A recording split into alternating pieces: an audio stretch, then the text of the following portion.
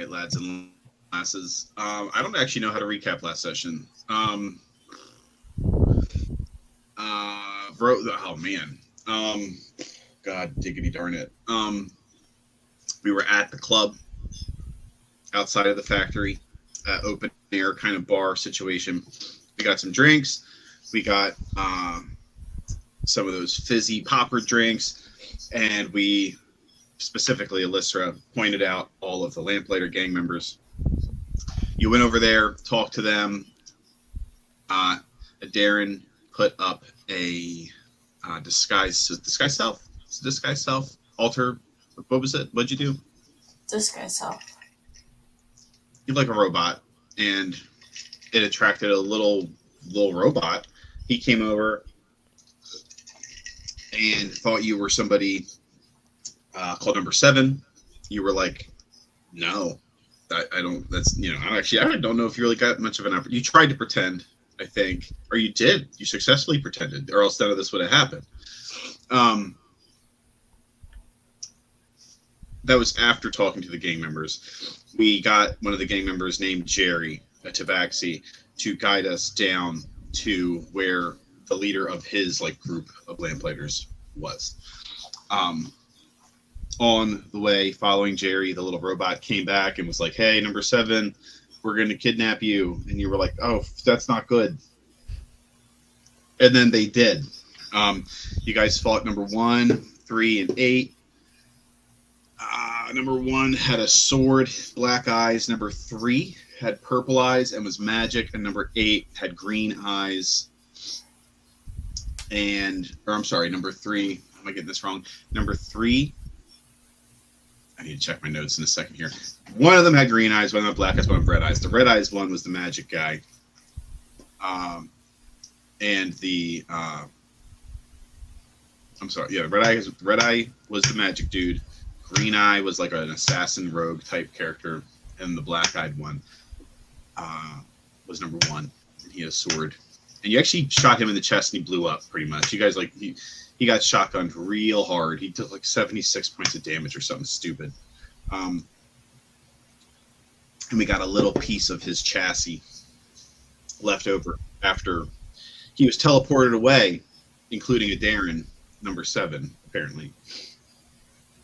While that was happening, Bash Jabbas was kidnapped. He was taken into a lamplighter, a little kind of hideaway set up in a apparent candle distribution front, which is on theme for their group. And there was an explosion. He was getting bullied by some people. They're all dead now, so I'm not going to get too much into them. But there was an explosion, and he fell over in the chair that he was tied into. He was blindfolded. He heard a bunch of chaos. He could hear the door blow off and roaring and screaming and fighting, and then everybody was dead. And he took off the blindfold. He managed to weasel his way out of his bindings, and he saw Heteru first. And Heteru was like, "Whoa, good to see you. I followed you, and Orskir's here, and Orskir killed everybody." And then Bashavas, Orskir, and Heteru began to leave. I think just to go back to the captain. Is that right, Bashavas? Yes. Yeah. Because we didn't quite wrap that up. You're still doing we're that. Kind of in Actually, limbo, that's not true. Way. I think we actually reached. We got to the point where you were at the site of the explosion. That's right. We did. Yes. But they have a security lineup. Yeah, and they that's got it cordoned off. Mm-hmm. And then Alyssa is invisible, or she's creeping around the background. She's unharmed. Leopold's alive. Damien's alive. Everybody's good. And then Darren, you were teleported in your disguised self. You found yourself in this strange floating pirate ship gardens thing. And number 3, I believe was number 3, was like, "Hey, come downstairs." And you asked him some questions, and I think he was just like, "Come downstairs." He was like, "I'm a robot dog. I don't know what you're asking me." And he went downstairs. You followed him, and as he was bringing you to another deeper level, on kind of an elevator sort of situation, you saw Captain Edberg sitting across the table from a elven gentleman with very long, very fancy. He has like a couple braids in there and stuff. Very fancy, wearing this like kind of opulent emerald jacket, and then some other stuff, which I will describe when it becomes relevant. Who I do believe you would know to be Cloud Retainer Heimdall, who you guys were like doing this job for, which adds up in some ways, and in others it doesn't, or maybe it does. But either way, where do you guys want to start? We are three ways. We got Bastiabas at the cordon of the explosion. We have Aethra, Damien, and Leovold on the second to last level, or the second to top. The second first. I don't know how to the almost top part of Grand Rise. Jerry's still with them, which is good. And they are there. I don't actually even know what they're doing now. And then we have a Darren somewhere in a floating flotilla sort of situation, or like one giant floating structure, which is in the it was at the bottom of Grand Rise. Like you could look through the window and see the bottom of Grand Rise, but you are now in the process of flying upwards. So, do we want to do like a vote, or do you want me to pick? I feel like Bastiabas would be a good start. I feel like he didn't have too much last session. That's fair. And like timeline wise, he's probably like there too. He's like he's probably a few hours like behind you guys. Yeah. If not, probably more than that. Hey. So we can do that. So I'm pretty sure we left it off with you, Bastiabas, Orfskir, and Heteru outside of the cordon of the exploded ship. Before I why don't you give me a perception check quickly? Sure. Plus 6 is an 18.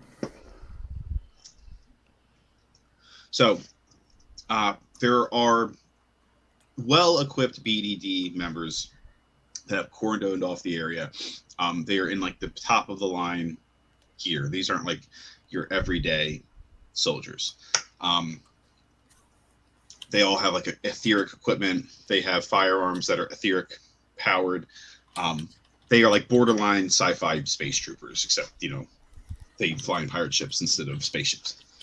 And they have the area locked down very clearly. And there are like medics in the background that are attending to some injured deckhand type characters. As you are like looking about, you can see that at the end of the main platform here, where the dock, where all the equipment and everything will be taken off of ships here at this particular dock. You're coming in from the like northeast side. You're kind of near the building where you went when this all started. You can see where there is like a perfectly clean cut in the dock stone, where you can see there's a little bit of this like dark blue kind of singe in the white stone of the dock, where the etheric explosion happened, and like a perfect ring was just kind of decimated from existence. You can see that the crane that was operating in the middle of the dock has fallen down. At this point, it's out. It's still smoldering a bit, but it's effectively contained. And then to the right, you can see the like factory guild district over there. You can see it. Who can you see? Is anybody over there? Because Captain Edberg left. It's just like Titus and Avriel, who still does exist. And I think there's only people. Is there anybody else over there that I'm forgetting? Because Nettie and her assistant left. That's it, right? It's just Titus and Avriel is over there. Mm-hmm. So yeah, you would see Titus, who I don't even know if you know Titus. You don't know Titus, but you would notice Avriel, who I don't want to roleplay, so I need to kill him off as quickly as possible. He would be the only member of your crew that you would see here. And then to the left, so you're on the if there's like a crossroads here, there's the dock in the middle. To the What I'm saying is the right, which would be the left. And from my perspective, anyway, if I was looking directly at it, to the right there is the Guildhall Factory District. To the left, there's like the Commerce and Entertainment District, and then from where you're looking, there is like the Residential District that goes deeper into the heart of the city. To the left, there's just like a throng of people that are kind of outside of the destroyed area. But on 18, that's everything you see. You wouldn't, unfortunately, you rolled high enough to see Avriel. And I do think that's where your character would be like, well, I have to go over there, which is horrible. Yeah, I mean, I'm looking for everyone. I'm so He's the only sorry. person I see. Do That'd it. be the Spend the only entire person- session talking to Avriel. Don't look at me. So you go over there. You would unfortunately have to go over there. I think it's the only way you'd have to go. You can make your way around the cordon to get to the factory district, and there's not as many people over there. Although there are like some dock workers and stuff, some people that are clearly either members of various guilds and stuff like that, or like shop owners, guild workers that are kind of around. It looks like their work has been probably stopped, so there are people that look like they have some level of employment within the city who are kind of like on the streets. Some of them like eating some at this point probably like either late lunch, early dinner, or they're just relaxing. And then there is a large Goliath, gray-skinned, no hair, a little bit of stubble, and he's like sat against the wall. You can see he's got some like singe marks and burns on his like apron, and then he has like a white shirt underneath that's pretty badly kind of singed on the front. And he's sitting up against the wall, and then Avriel is like laying on the ground, hands on his sides, eyes closed. And you would be with Heteru and Orfskir too, for the record. Orfskir is very quiet. Heteru would not stop talking.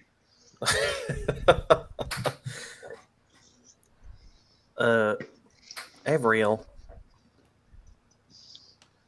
What? Mate, what the hell's going on? I don't know.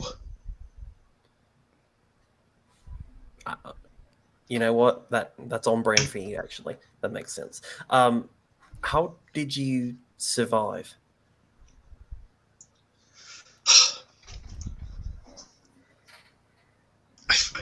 Titus saved me. And the Goliath is like, yeah, it was pretty cool. The ship's fucking gone, mate. None of this is cool. Oh, is this your friend, dude? And everyone's like, kind of. More of an He's acquaintance, really. Kind of like, he's kind of like a jerk, dude. Yeah. Sorry. You know what? Forgive me. Are you Been a long stressed, man? Little bit. What gave it away? I just said that you were being a jerk, dude. Listen, Avriel, where are the others? Where'd they go? They weren't still on the ship, were they? Everybody left, and then the captain left, and Nettie went to a bar. They left me here, dude. Because I was unconscious.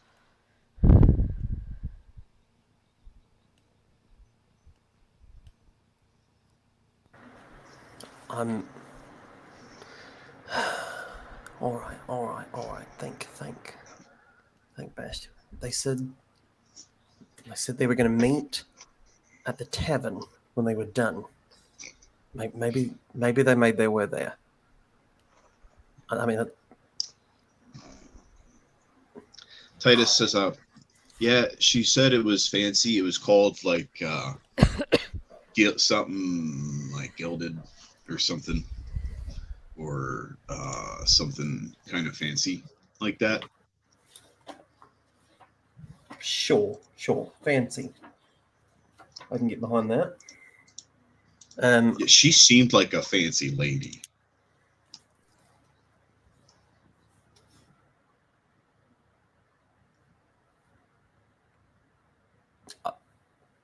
You know what? I thought I was coming over here for answers, but now I think I just have more questions, actually.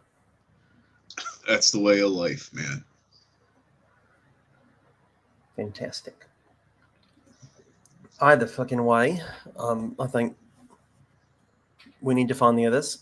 I think we all need about 14 drinks each.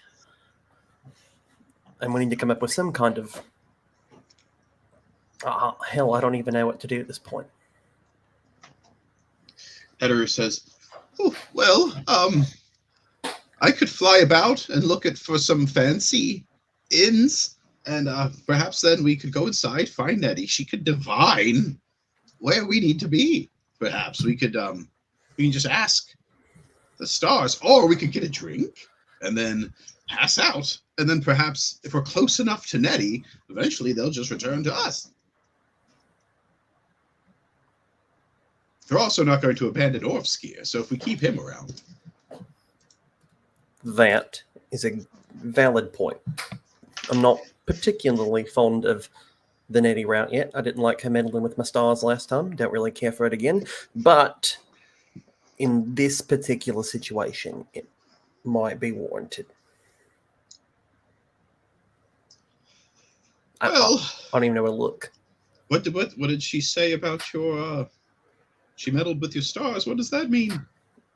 Well, she tried to tell me that who I think's gone's not really gone, and that's fucking load. It's not true. Does Hetteru know about that? I feel like you wouldn't tell anybody about that. But I feel like if you were going to tell anybody about it, it would be Hetteru.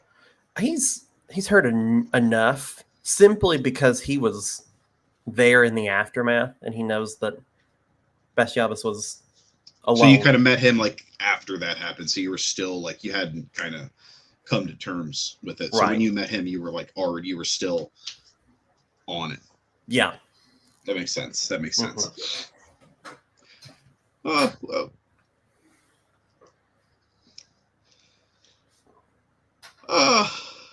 He looks like he's just kind of like he's like, oh, shit, I don't know what to say about that. He said, oh well, sorry to hear that. I don't like her either. She seems like a bitch. She probably doesn't know what she's talking about. Yeah, don't mind her. But do you think I should? But just in case, I think I might do one flyabout. See if I can't find where she may be. Her assistant seems nice. Sure. Listen, we're out of options, we're out of allies, and we need everything we can get. So yeah, do a flyover, see what you can scrum up, and we'll go from there.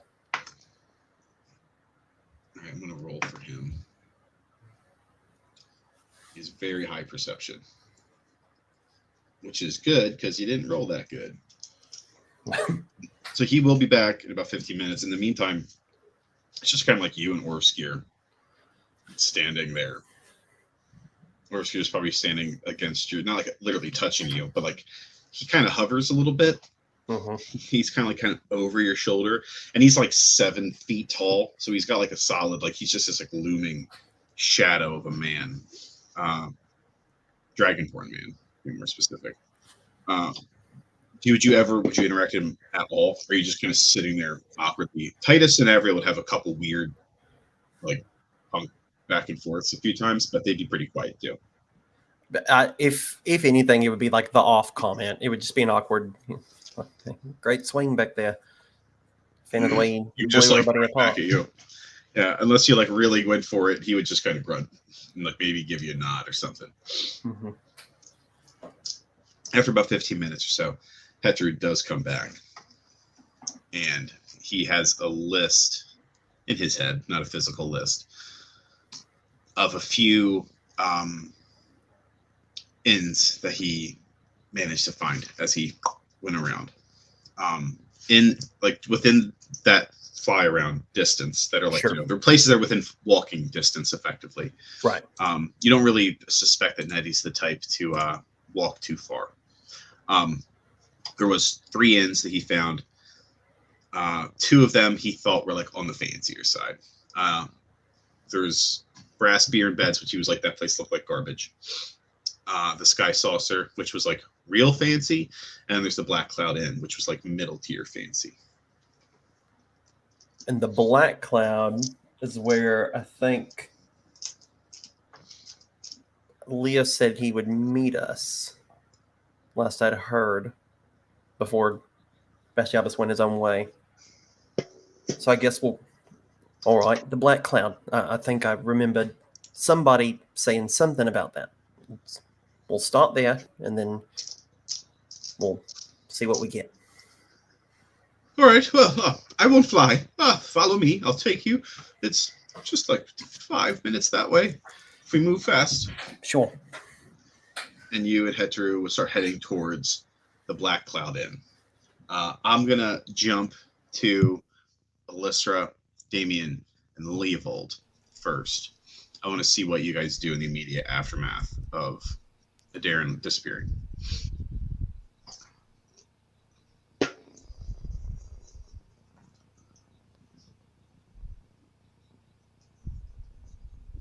So, Alyssa, you were kind of in the back, observing.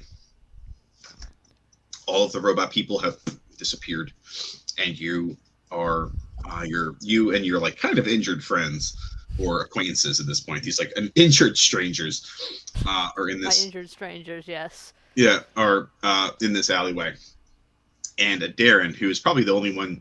Seems like she's the one you actually liked. Is gone. She vanished. Leovold, Damien are alive. They're on their feet, but they are badly hurt. And Jerry is here, and he's fine. Jerry's fine. He's the tabaxi guy. What did the three of you do after that? After the blinding green light takes a Darren? Leovold, we need the move now. Jerry, get your ass over here. Stop running. Jerry was just sitting down. Yeah, Jerry gets up and he's like, what are you talking about? I was just... I'm right here. You paid me. I'm not going anywhere. I forget which unit I blew apart. You blew up part of his chest? Yeah. Like a copper Was chassis. Was it Unit 1? It was Unit 1. It was number 1. Number 1. Or Unit 1. I'm sorry, you're right. It was Unit 1. I'm not number. Unit 1.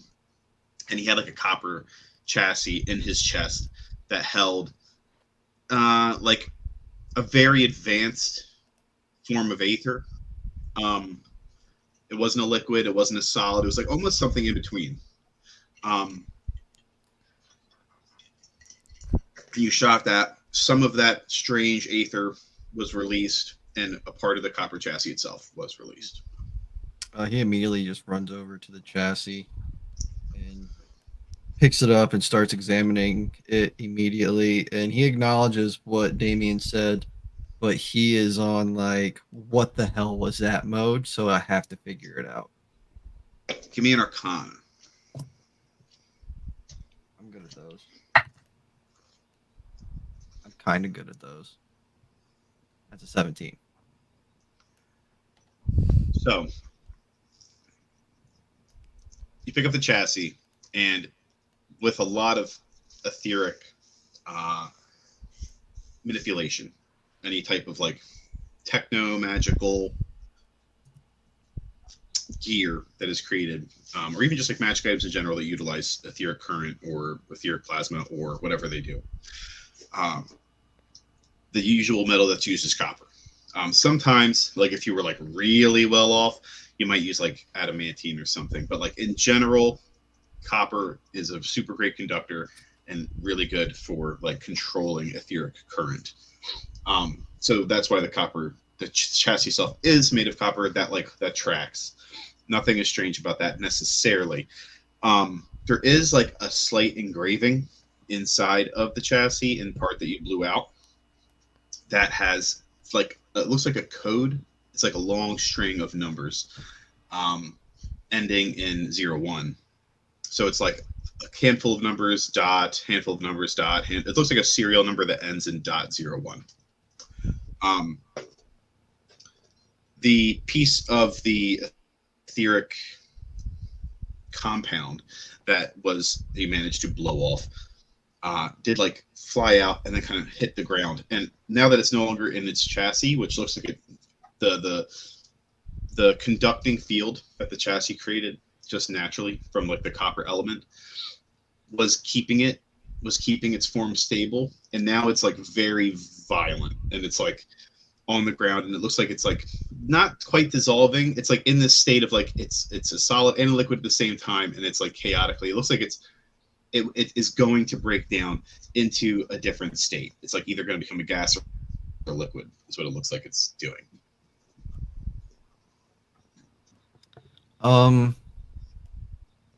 Being a tinkerer, this is completely up to you, because I would say yes, I would. But would Leovold have any like copper containers for casting or experimental? You literally just bought some from Gazat. I mean, true. You bought like copper pipe and stuff, and you could turn one of those into a tincture. You could turn one of those into tincture pretty easily, I think.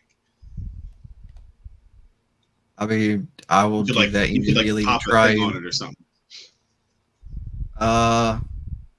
Yeah, I'll Actually, do a roll me. tinker So you're check. saying, like, do you have a copper containment device of some kind? Like a small, like nothing big. Yeah. Like he just wants to I would get say a that sample given- before it goes away. I would say that given your character's backstory, I would be okay with you having a couple on your person, like on like some type of like alchemical belt or some shit. Yeah, I think it would be fine for you to have something like that. Is there any way So you would be get a sample of it? for it? Yeah, I would make you roll for it. You're not able to collect all of it because it is like it is going in this strange. Oh, like, he's it's not a gonna solid, try it's and not a liquid, collect it's gas. he wants a raw sample of it, and then whatever other form it takes, whether it's a liquid or gas, he's gonna try and like capture it as in like little like just beaker tubes. Give me a in that case, give me a sleight of hand check. Okay. This is kind of a degree of success check. This isn't. You will get some regardless of whether or not you roll well. All right. Sleight of hand. Yeah. It's not great, but I mean, 19. No, That's pretty good. sorry, That's not, I can't count today. That's a 16. that's not bad. It's still pretty good. Yeah, it's still shit. You're able to get some of it before it breaks down to the point where it will not like re-stabilize in the copper tube. So you do manage to get some that is it's like this incredibly you actually don't know exactly what it is. You can recognize that it is Aether. You just don't understand how it's in this form. But you do manage to get some of it while it is in that form. And then the rest of it kind of breaks down, and you're able to get some of it while it is a liquid. So you have two separate containers with like a small bit of that in there. You said a liquid, not a gas, right? Yes. You manage to scoop some of it while it's still liquid, and then the rest of it would like kind of sizzle away and then turn into a gas and kind of rise up off of the metal street. All right. After that, he will immediately look at Damien and go, "Great. We gotta go. We still gotta talk to whatever the fuck her name is." You're sure that's a good idea? Oh, we're sticking with got that. nothing Wow, left. this is termination. If this goes Yeah. badly, I don't know about you, but I'm not really in much shape to fight. Well, you didn't seem to fight much there anyway, so. Ooh. Damn. Well, This is I'm only doing a like- lot better than you. This was only. Well, I didn't even know who you were till today, so I know that right now this is probably the best chance we have of saving her. And I mean, I have no idea where they Going went. and talking to some random criminal? Yeah, okay. That can help us fight them and help us get to where they're at. Yeah, I think. We don't even know who the fuck they are. I don't know how smart you two are, but from the looks of it, not that bright. This shouldn't fucking exist. So we're kind of working with forces that we don't know shit about.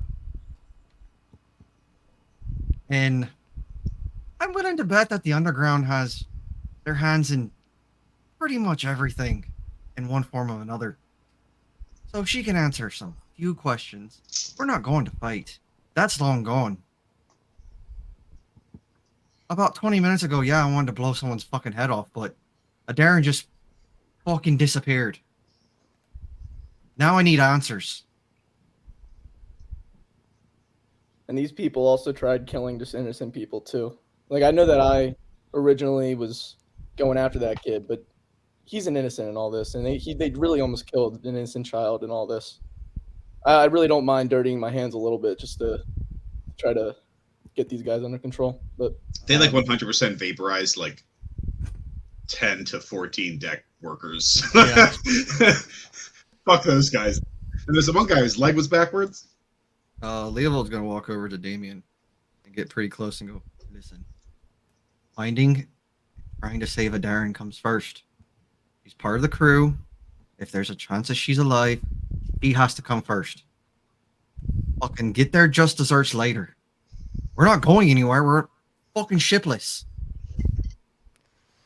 I'm not saying we're not gonna save her. She's been good to me. I can't say the same about Abriel, but Why do you think I drink most of the days when he's around? Okay. We just need to go have a conversation and get some answers. Hopefully, they'll be enlightening. If not, then it's just a waste of fucking time and we're back to square one. and also, oh, sorry. Unless you have a better plan. Do you know what took them? No, I think we should see the Lamplighters, and as Alyssa was saying too earlier, they're almost getting set up throughout this whole thing anyway. I mean, I feel like they're gonna be pretty willing to help Seems us to be out. what they think, at least. Yeah, and we can bring them the. I mean, we're bringing Jeff with us, so he can attest to it. So I mean, hopefully they can help us out with all this. My name's Jerry. Okay, Barry, just come on over here and let's get going. Oh, it's closer. Okay. Or just laid on. Right, follow me this way. And he turns, he kind of points down the alley, and he starts going, come on. No more of that shit either, by the way. The second time that we're attacked during this, I will abandon you, and I will keep the money as well. I mean that in the nicest way possible. Please don't shoot me. Can't promise that if you run. I did pay for your services, and if you abandon, that's kind of welching on the deal. So I'm only going to run if you're distracted by 3 robots, and you're not going to shoot me. there's a good chance that you might get away, but not likely. Old Jerry always gets away. Come on, let's go. And he Turn rubs his old hands lucky together, and he starts real quick. going forward down this alley. He would bring you guys through the city into like the center of the city, and here on this level, the center, the very, very like heart of the city, there is a tower that rises up to the ceiling, and then like around it there is like a series of fountains that kind of like scale down the sides, and then there is like an open pathway that runs between the fountains that goes into the tower, and like the lights and everything, and then there's lights underneath the fountains as well, so it's this like disco crazy like club. There's just like this, the water is like undulating with light, and there's people sitting around like on the various tiers of the fountain, and then there's like a score of shops all around. There's like this kind of central square that is carved out. You can see all of the roads that run like deeper into the city, and you can see like all the way straight shot down, because there is no like curvature to here, so you can see all the way, you know, like 2 hours away down the road, you can almost see just like the whole expanse in various directions. He takes you into that tower, which is actually pretty big around. It's big enough for like inside of it there is sort of like a queue, and there are like various platforms, elevators. And he takes you to one of them. Who would be able to roll this? Probably Alyssa. If you give me a history check, you might be able to discern where he's taking you and like if it's a good thing or not. All right, 19. It's pretty good. So you know that the particular platform that he leads you guys to this is like literally public transit. None of these go down low enough to get back to where you were. The place that you were at was so low down that it's not connected to these more convenient forms of transport. Um, Grand Rise has like 82 floors at this point, and it stops at around the 41st floor. Um, and you guys were like 10 floors below that when you met. So he's bringing you down as low as you can get with this. And that's where this particular platform that he's leading you to goes. And as far as you know, it's fine. You know, the 41st level is primarily a residential area. It's well known for like smithing and armory type stuff, not like the new like fancy sci-fi weapons and armor, but like the old school. There's a lot of dwarves there. It has kind of a gothic feel to it, and it's hell fine.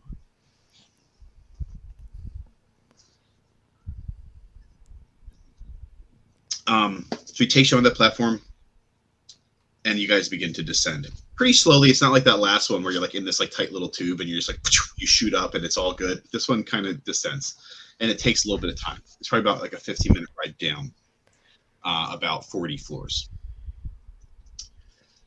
I'm gonna jump over to a Darren.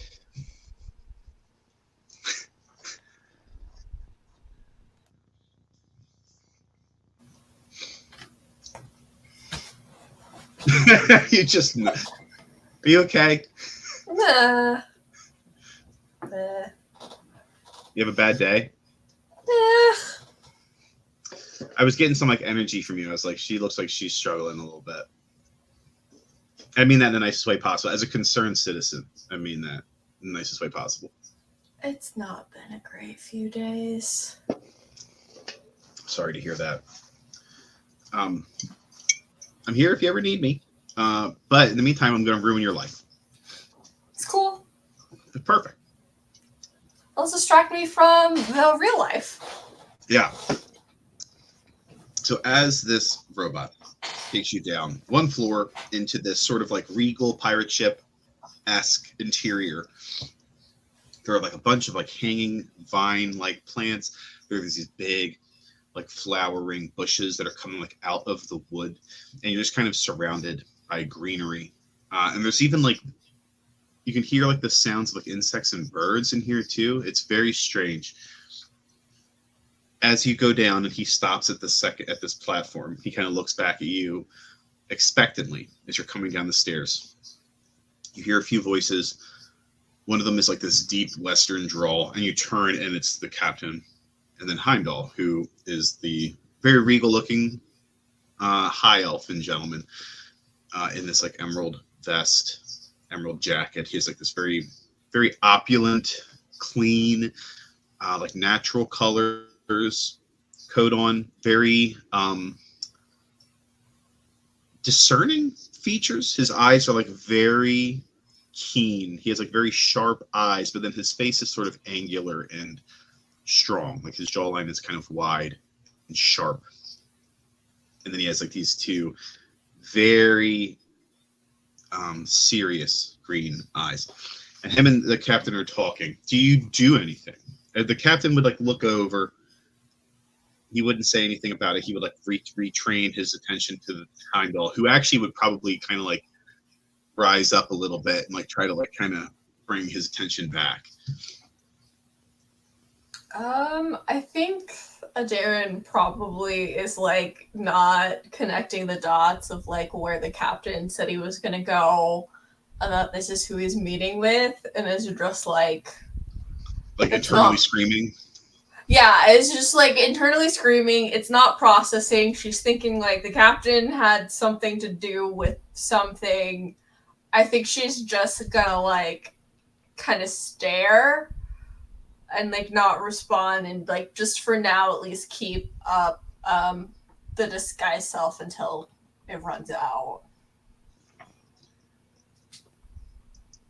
So you go over to the, instead of dealing with that, which is probably maybe wise, you go over to the platform. You stand next to number 3.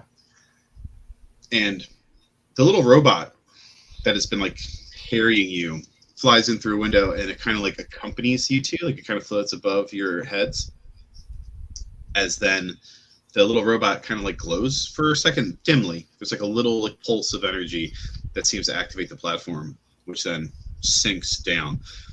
You go down for like 30 seconds, not an incredibly long time. You go down like what seems like maybe 1 or 2 spaces.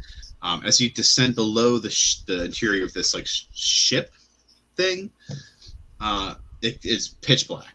So you're not actually sure if you went down 1 floor or 2 floors or 3 floors. It's hard to tell because it is completely dark. And I don't think you have dark vision, right? Nope. Yeah. I don't. So it's dark as hell. Super dark. You don't really know what's going on until you descend down and you eventually feel the platform kind of shudder and stop.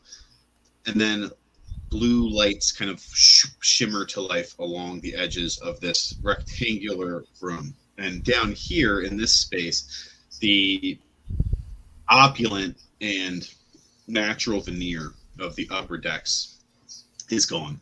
And you're in this like very sleek, kind of this like dark gun black metal room. The floors are metal, the walls are metal, and there's copper tubing like all along the ceiling, like running in all of these chaotic patterns. And then there is a copper tube that runs that has like glass and then copper braces or copper caps like along, keeping the glass contained with the blue light of Aethra running through it. And along the walls there are like these glass and copper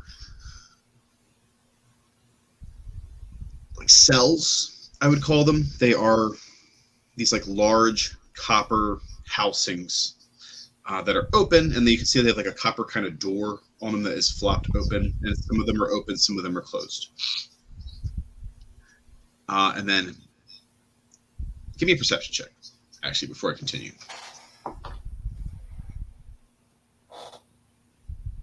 Well, it's not going to be great. Oh, 11.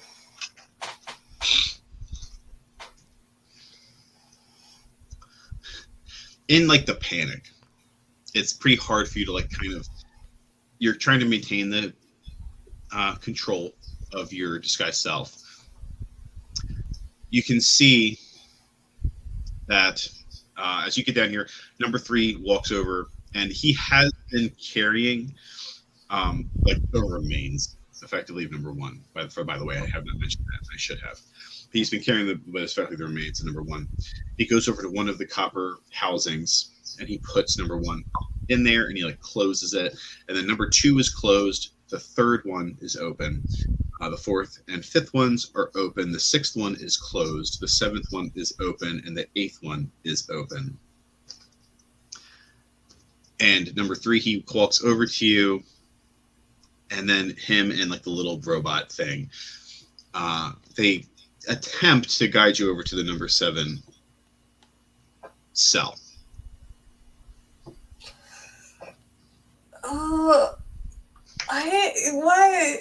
What? I don't need to go in there, guys. This is all just a misunderstanding. It's fine.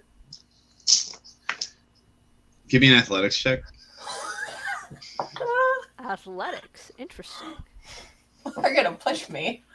Oh, Betty is 13. Number 3, his hands come out from the robes that he's wearing. You see like his copper metallic hands. They have like black rings where like the digits or where the knuckles of his hand would be, and like his wrist, his elbow. There's like this like harder black metal casing on the joints. As his arms come out, he kind of gets you on like the top of your arms, and you feel his hands like mechanically assisted close around you and grip. Not hard, like it doesn't hurt you, but it's a superhuman grip strength. Like it clamps down on you incredibly powerfully, and he kind of picks you up just slightly, like you can feel like the atoms of the bottoms of your shoes touching the ground. You're like kind of sliding across the ground as he walks forward, and the little roadie-bot like kind of flies in front of you, does like one last scan, and number 3 is going to pick you up and just put you into the number 3 cell. and then close it. Unless you do something magically or otherwise. I feel like Darren is just curious enough to be like, what would happen if I let this happen?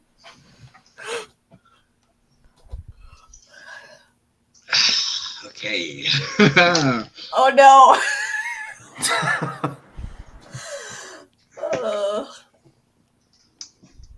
The thing closes. It goes dark. You're in pitch black. There's a little bit of room to move, but you can hear like a hiss and like kind of this like sound as the pressure is maybe depressurized or something, or as the chamber is depressurized. And then you can hear a whirring, and you can feel something kind of grab you by the wrist on one side, and then something grabs you by the other side, and it kind of clamps you down. And if you struggle against it, it applies more pressure, which then jacks you down, and then it would grab at everything else. It would grab your ankles at some point, and it would wrap around your neck as well. And it cranks you down, so there is like as little movement as possible. If you continue to fight, more restriction will come out, like around the waist, around the chest, around the forehead, and you're eventually locked into the point where you just can't move. At which point there is like a slight blue light that appears, and you can see, maybe, give me a perception check again. Or this might just be this chaotic horror show fever dream. 10. It's a chaotic fever dream. Why stop now? You can see above you, the one thing you can see in the blue dim light, you can see that out of somewhere, you never actually see where it comes from, but you do see that like this mechanical arm comes out. It kind of looks like maybe it folds out of the copper casing, and it comes down, and it has like some sort of almost like a needle or some sort of like piston or like a key coming out of the front of it, and it goes down. And at this point, I think maybe your disguised self will be gone, either from the panic or from the duration. I'm not sure. Either way, it wouldn't matter because it'll interact with you.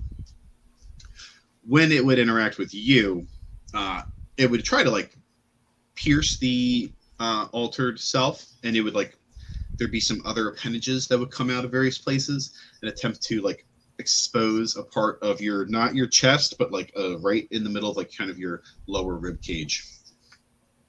And it would realize that you're maybe wearing something that isn't the normal robes of these creatures, and it would do whatever it had to do to open up that section of your whatever your character wears. I don't know exactly what you're wearing at this particular moment, but if it had to like cut or something, it would expose that part of your body, and you would feel kind of something similar happen against your back. And then you feel pressure applied to both your ribs and your back, and you need to make a Constitution saving throw. Is it poison at all? It is not poison. All right, that's okay. I rolled okay. Not too bad. 18. You feel this pressure applied, and it almost feels like you can feel like something. I don't know how to say this. You can feel a pressure go inside of your rib cage, inside your back, but it almost feels like natural. It feels like almost like once there's that initial, just bear with me. Once there's that initial like penetration, and then it enters. After that, it feels like there's like almost this like release, like it feels like that is supposed to be happening, and you feel something inside of you, kind of like a pressure that you didn't know you were carrying that like dissipates. And then your chest, I need to like rise up a little bit. Below your chest, up the middle of your chest, you feel something like give. It feels incredibly odd. And you can feel something in your ribs almost like shift. And your body begins to like unfold. And you begin to hear like a ticking, and you can feel something happen similarly in your back. And you look down the best you can before your head's kind of jaunted back by whatever is constraining your forehead, or what is now constraining your forehead. As you look down, you can see your body disjointed, your chest, your disguised self is gone. The alter self is the disguised self or the alter self, whatever it was, is gone, and your clothing has been like stripped away to a point, like probably cut down the middle and kind of exposed out, and you are just there's your chest cavity and your rib, your middle of your stomach is like open in like several places, and you can see there's like some sort of clockwork stuff going on inside your body, and where your heart should be, you can't see it because of the angle, and like part of your chest it's still covering a bit of your heart, but you can see there's like a blue glow inside of your chest. Give me another Constitution saving throw, this time at disadvantage. Oh, fun. Can I cancel this out with my thingy majig? Do you? Yeah, sure. Fuck it. Why not? I could use my reaction, not my not the Not your watch, but your class. class. No, but the my subclass feat. Okay, sure. Do it. Okay, that's the same. 18. I thought it was That's a 2 still- for a second. That's still pretty good, but it makes it worse. Oh, It absolutely makes it worse. For the record, I'm so sorry. okay. You were now like completely locked in. You're just kind of like sitting there looking at the ceiling. Nothing hurts, but it feels incredibly uncomfortable as this thing kind of goes into your chest and it begins to like fiddle around with things, and you never feel any pain, but you can see like parts of you are being like removed and then like inspected, like it gets held up to the casing and then there's like a blue light that kind of shines, and then it'll like maybe it'll put it back or it might set it aside, and you're just kind of like you can barely see, like just from the angle where you're able to kind of look down, see these several metallic appendages that are coming from the ceiling and the sides, just kind of working away inside of your body, which is not normal for your character. Does not know what the fuck that's about. Oh yeah, she's no longer screaming internally, she's screaming externally. If you were to start like freaking out and screaming, actually it wouldn't care. I don't think it would care. You'd be able to just scream and scream and scream to your heart's content. At some point it would like check your appendages, so it would start to like check your fingers and your hands and stuff, which would all separate in various ways. Your fingers would be able to like literally just be removed by this thing, by like popping joints that are down farther into your knuckle, like down below your knuckle. There'd be this like your actual palm would release and it would split in half to reveal like the inner workings of your hand, and it would start to like pop some of your fingers and stuff, and it would inspect them. It would do a little diddly to them, then like maybe reinsert them, and it would check like all up your arm, just kind of removing like these platings that are like covering your skin. That then like when there'd be a component at your wrist, and there'd be one like just below the shoulder that would open your arm, and it would release it, just fuck around, and then put it back. And then your hand would close back up and would look totally normal. Do the same thing up your arm. Do the other arm, do some stuff to your legs. Very similar situation. And then it would come back to your core, at which point it would inspect. You would see it like reach for like the area of like your heart, and it would fiddle with that. And then the actual like appendages of this casing that you're in, I can't, like this robot arm would like go in there and fiddle, and then it would actually pull back and it would like look confused, and then it would take a second, and then the lights inside of the chamber would turn red, and then the arm would go in and it would remove this thing, and the last thing you would see before you black out is what looks like a blue, just this very bright blue light coming out of your body, and then you would black out. Bastiavis!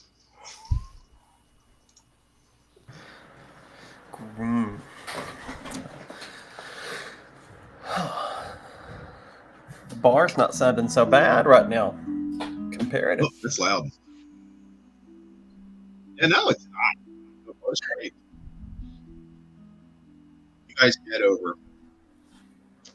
You head through Orfskeer, head over to the Black Cloud Inn. When you get there, it's right on the edge of this like market district, and you can see where there's like a dock coming off of the back of it. There's like a outside seating kind of area that like actually hangs over the sky or the blue, and then the front of the establishment looks like there's probably 3 floors, with the 3rd floor being like a very small, much smaller structure. The 2nd floor is like partially maybe a bar, and there's like a deck area, and the bottom floor, the whole building is like this white kind of sandstone look, and there's a sign coming off the front door that's like this black wood with like a red kind of engraving that says Black Cloud Inn on it. There'd be a couple people outside, more so like just kind of not like maybe they could be bar patrons or they might just be gawkers. The whole street is like packed to the gills with people. And as you get down to the door, it's closed, but you can hear like the roar from inside. And Hetteru, he's like jittery and nervous. He's like, Bashevis, do you mind if maybe I just maybe float to the top and perch? Yeah, sure, that's fine, bud. I'm not going to make you go in there if you don't want to. Thank you. I'll be up there. Don't leave me. Sure. Do you want me to bring you something? If they have like a spicy tea, and maybe like something like a raisin bread. They probably don't have that, but if they do, Hey, I will ask and see. All right. Never hurt to ask. He gives you like 5 silver. Thank you. And he flies up, and Orfskeer says, I'm going with you. Yeah, come on, mate. And he follows you into the door. As you enter into the Black Cloud Tavern, the lighting here is kind of like this like bright orange. There is like some etheric components to some of the lighting. Some of them are just oil lamps. You can see that there is like seating on the right side, like rows of tables. And then there's like some high tops that are on the left of the row of like benches, booths. And then to the left, it's more open. And there are like some high tops that are kind of like chaotically arranged. And then there is a central black wooden bar that like kind of wraps around the middle. There's a couple of columns coming up out of it supporting the white sandstone ceiling. And there are like beams of black wood running across the ceiling with black chained oil lamps hanging kind of, and not necessarily a pattern. They're kind of like, again, it's sort of chaotic. Give me a perception check. Ooh, 12. There's almost like too many people for you to immediately assess the area and figure out what is what. Upon entering into here, you don't see Nettie, you don't see her assistant. On a 12, I don't think...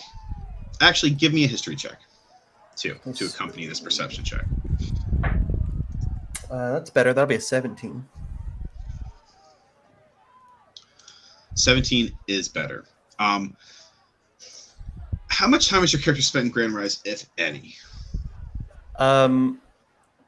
It would only... I don't even know if he probably would have stepped off the ship, to be honest. If he has been to Grand Rise, it would have been for like a quick supply stop. For a brief moment, you see a woman kind of pass by your peripheral to the right of the bar, and she kind of like disappears into the crowd. But she looks incredibly familiar to your character. It looks like somebody that you grew up with. And it just catches your eye, and you kind of lock on it for like this split second. Time almost freezes as you can see like the peripheral of the face, and it looks exactly like this person that you once knew. But that moment of time passes very quickly as they disappear. into the crowd and vanish. Besides that, the bartender is a turtle who's behind the bar, going about fetch people drinks. There is like a tiefling woman that is working alongside him, rushing about. Uh, and then other than that, it's too chaotic for you to like really get any meaning out of the crowd as of yet, besides that one piece of information.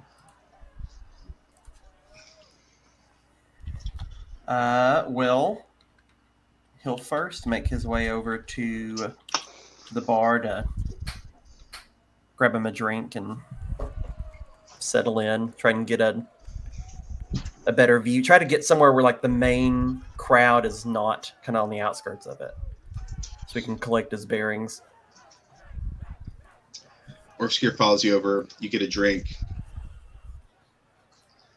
from the turtle gentleman. He would bring you like what if you were to ask for something specific or not. Otherwise, but it would probably be like in this establishment, unless you order. If you order like the bottom tier drink, it's like 8 copper. If you order something that's a little bit nicer, it could range from like 2 silver to a gold. You can decide for yourself what you purchase. Okay. But you go ahead and get yourself like a baseline drink. You kind of settle in. What are you looking for specifically over the next 5 or 10 minutes? He sits there and he's like, okay, need to find the crew, but he can't stop thinking about the woman that he saw. That it's like he keeps trying to focus himself, but it keeps creeping into his mind, and he starts to just survey the area looking for familiar faces, but he can't stop thinking about where he might know her from. So he just keeps finding himself trying to look for her specifically. Give me another maybe even investigation, actually. Okay. Because this one's like actually intentional. That will be 22. That's pretty good.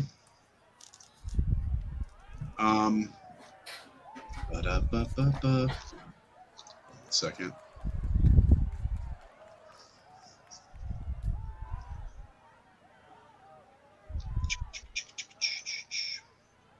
I'm going through I'm trying to remember all the names of your backstory. Is it Valora? Yes. Okay.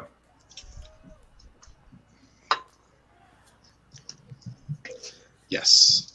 Is it Valora? Yeah, Valora. Here. Mm-hmm. You see, from your character's memory, because you didn't detail what she looks like in your backstory. What does she look like? She is also an Air Genasi. She wore simple clothes. She had like ratty white button-up shirts that had holes in them. She had some kind of like rigging pants on that were very industrial. They were very large. Looks like she might have swiped them from someone's locker. Her hair was more pristine and white than Bastiabas's is. It almost kind of looked like clouds when it blew into the wind. It kind of had like a wispiness to it. Well, and that's the thing that catches your eye specifically, more so. As she walks by, you do manage to catch like a peripheral of her face, but her cloud-like hair that kind of like wisps behind her as she moves into the crowd is really what drew your eye in the first place. And then you were just kind of solidified in that brief moment by the peripheral of her face, as you are like now like kind of obsessively tracking the crowd, trying to see if you can get another look at this person. You can see through the crowd, or perhaps over the crowd. You're sitting on this high top of the edge of the bar. You're kind of on a swivel, and maybe a little bit of a panic or a little anxious thinking, at least anyway. And as you're kind of scanning around the room, you can see her, or this person at least, you can see the wispy white hair go out the back door towards what was like that back open air over this blue deck that I was talking about.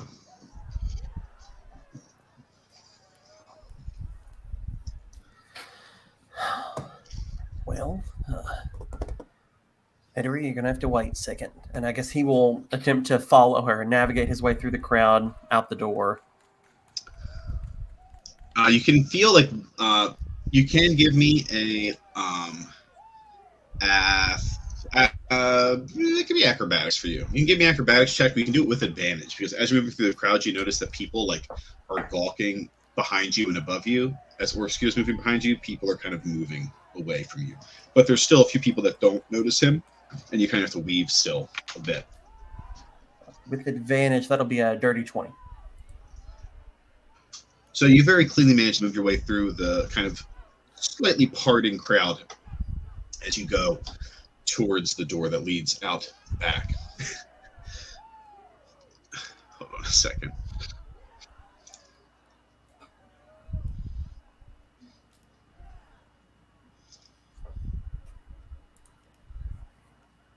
Yeah.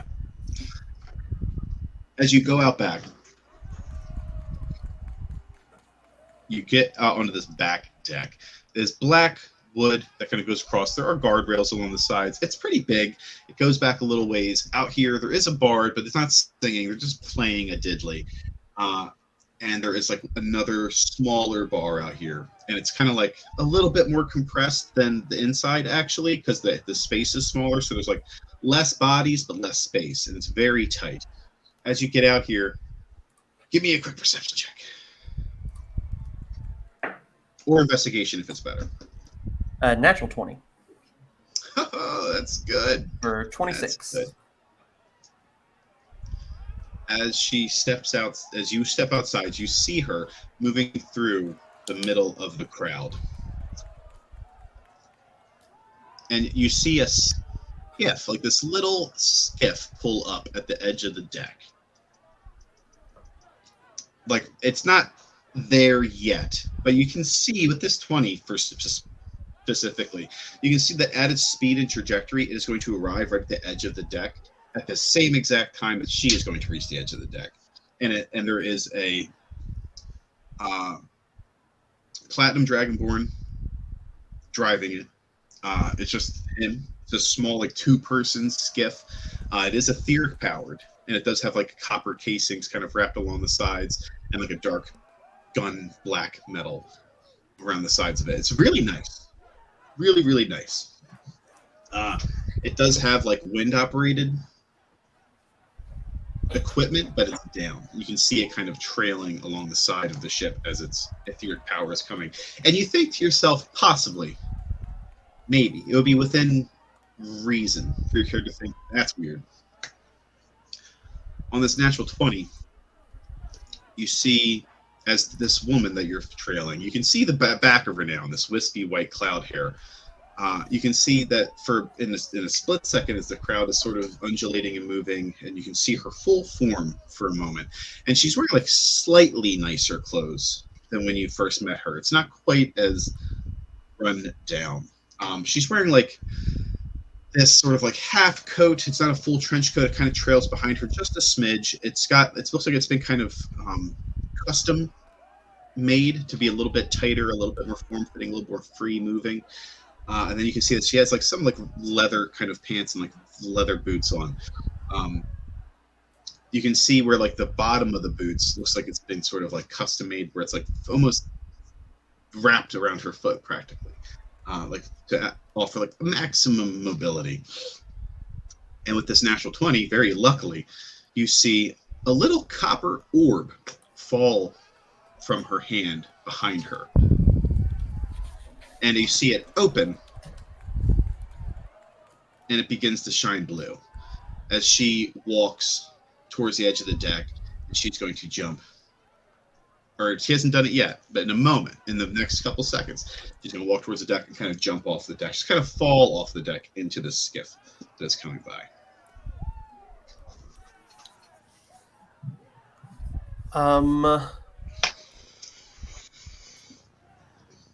I think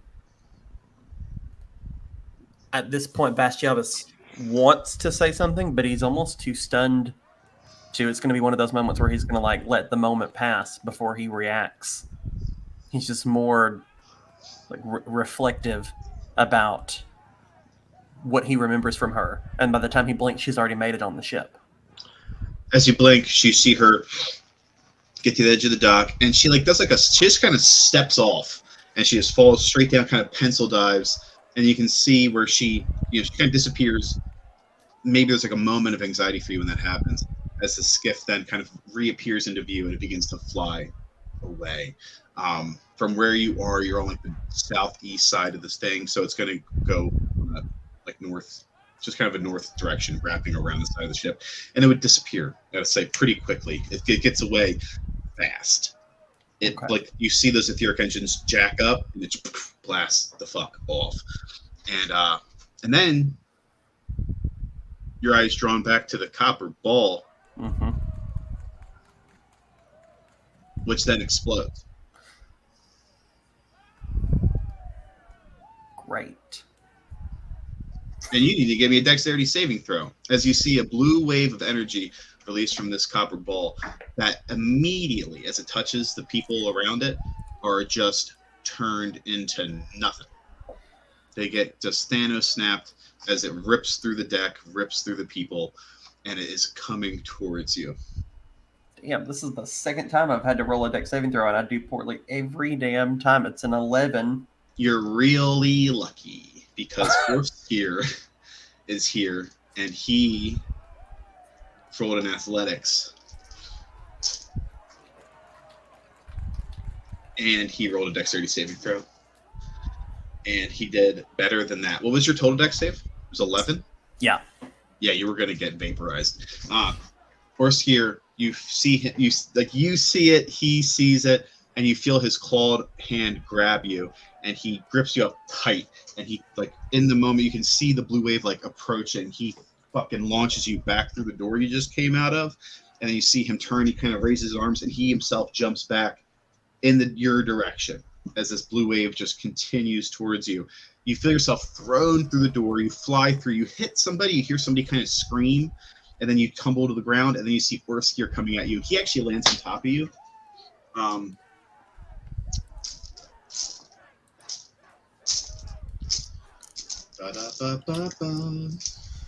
not loving it. That's 5. You take 8 points of damage just from him falling on you. Damn. Big son bitch. Yeah, as he just falls on top of you, he has his arms up, and you see that blue wave has come towards him, and it looks like it kind of almost touches him, but he looks like he's kind of fine as it gets far enough towards you where it evaporates the wall of the structure. And you can see out into the blue. The deck is gone. Everybody that was on the deck is gone.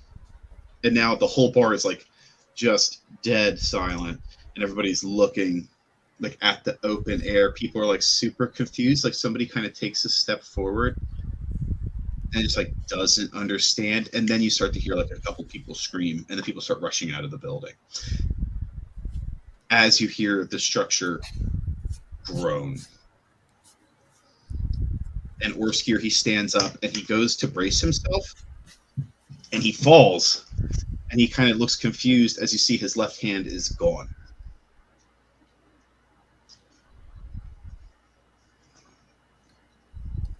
And he notices it, you notice it. You can see where the stump is like clean, like it's not bleeding, it's been seared shut. There's kind of a blue singe on it. He sees it, he looks at you, you're laying on the ground, and he's going to put his right hand out to try to like help you up as you hear the structure begin to groan under the pressure.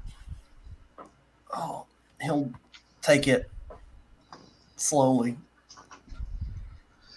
He pulls you up, and he begins to like he's gonna like pretty strongly grab you with his right hand that still is there, and kind of start running through the building. And he kind of starts like he will physically push people to the ground as you feel the floor begin to buckle as the ceiling starts to collapse in the back. And you can give me a dex save, as once he gets enough speed, he will like put you down and attempt to like let you do your thing. Okay, that's way better. 23. This time, the back half of the building begins to fall, and you guys are running forward. You can feel the floor buckling and collapsing as you can hear people behind you screaming and falling down into the blue who did not react fast enough. And the wave of people that are like in the top half of the structure, they begin to struggle and like kind of fight with each other. But Orfskier, he's kind of leading the charge for you, and he's just kind of pushing people aside as you're managing to weave your way to the front half of the structure that doesn't appear to be collapsing, at least not yet. As you reach that, Orfskier kind of pushes somebody aside. You manage to get in front of Orfskier, and then he actually failed his dex save. So as he pushes somebody aside with his left hand, his left arm, he kind of like overjudges and also at the same time underjudges. He like thinks he still has his hand. He goes to like swipe this guy to the side with no hand, and he like very powerfully just kind of like throws himself off balance, and he knocks off his own like train of direction. As you kind of run past him, you see him kind of spin and swirl as the floor gives out, and he kind of starts falling backwards, and he is like in a full-blown back to the blue falling. And it looks like unless something were to happen, he would descend down. I'll reach for him and yell for Hedera at the exact same time. Let me do a... Okay. Give me a sleight of hand and then an athletics. All right. Maybe, depending on how good the sleight of hand is. The sleight of hand is going to be a 16. The athletics will be a 13. Yes. You manage to you kind of like jump down. You manage to reach down and grab Orfskier by like the leg, unfortunately, as he's falling. So he's like dangling upside down, and he's so fucking heavy. You feel yourself slide a little bit forward. You manage to brace yourself, but you're straining, and you're not. You were managing to hold him, but you were not managing to like pull him back up. It's not going to happen. He is just too heavy. And he looks up at you and he says, "You've got to run. Let me go." Is he willing? Can I cast levitate on him? Yeah. If you cast levitate, he'll take it. Okay. It says that it can weigh up to 500 pounds. It's close. I would say he's just about maybe he's just under 500 pounds. Okay. So, and then I guess once he's kind of weightless, he'll start dragging him like a damn kite. And Once he becomes weightless, you'd be able to pull him up for sure. Then I don't think he would be able to float up, but you would be able to pull him up. And you yell out for Heteru, and Heteru did roll a very high perception check, so he actually was coming to help. So once you cast levitate and start pulling up, Heteru will arrive and pull you guys up, pull you to safety. And then at that point, it looks like the structure actually is kind of sound. It looks like the interior structural beams are holding, but half of the building is gone, and there's just a little bit of foundation and then blue. Shit. Bastion probably won't stop running until he feels relatively safe.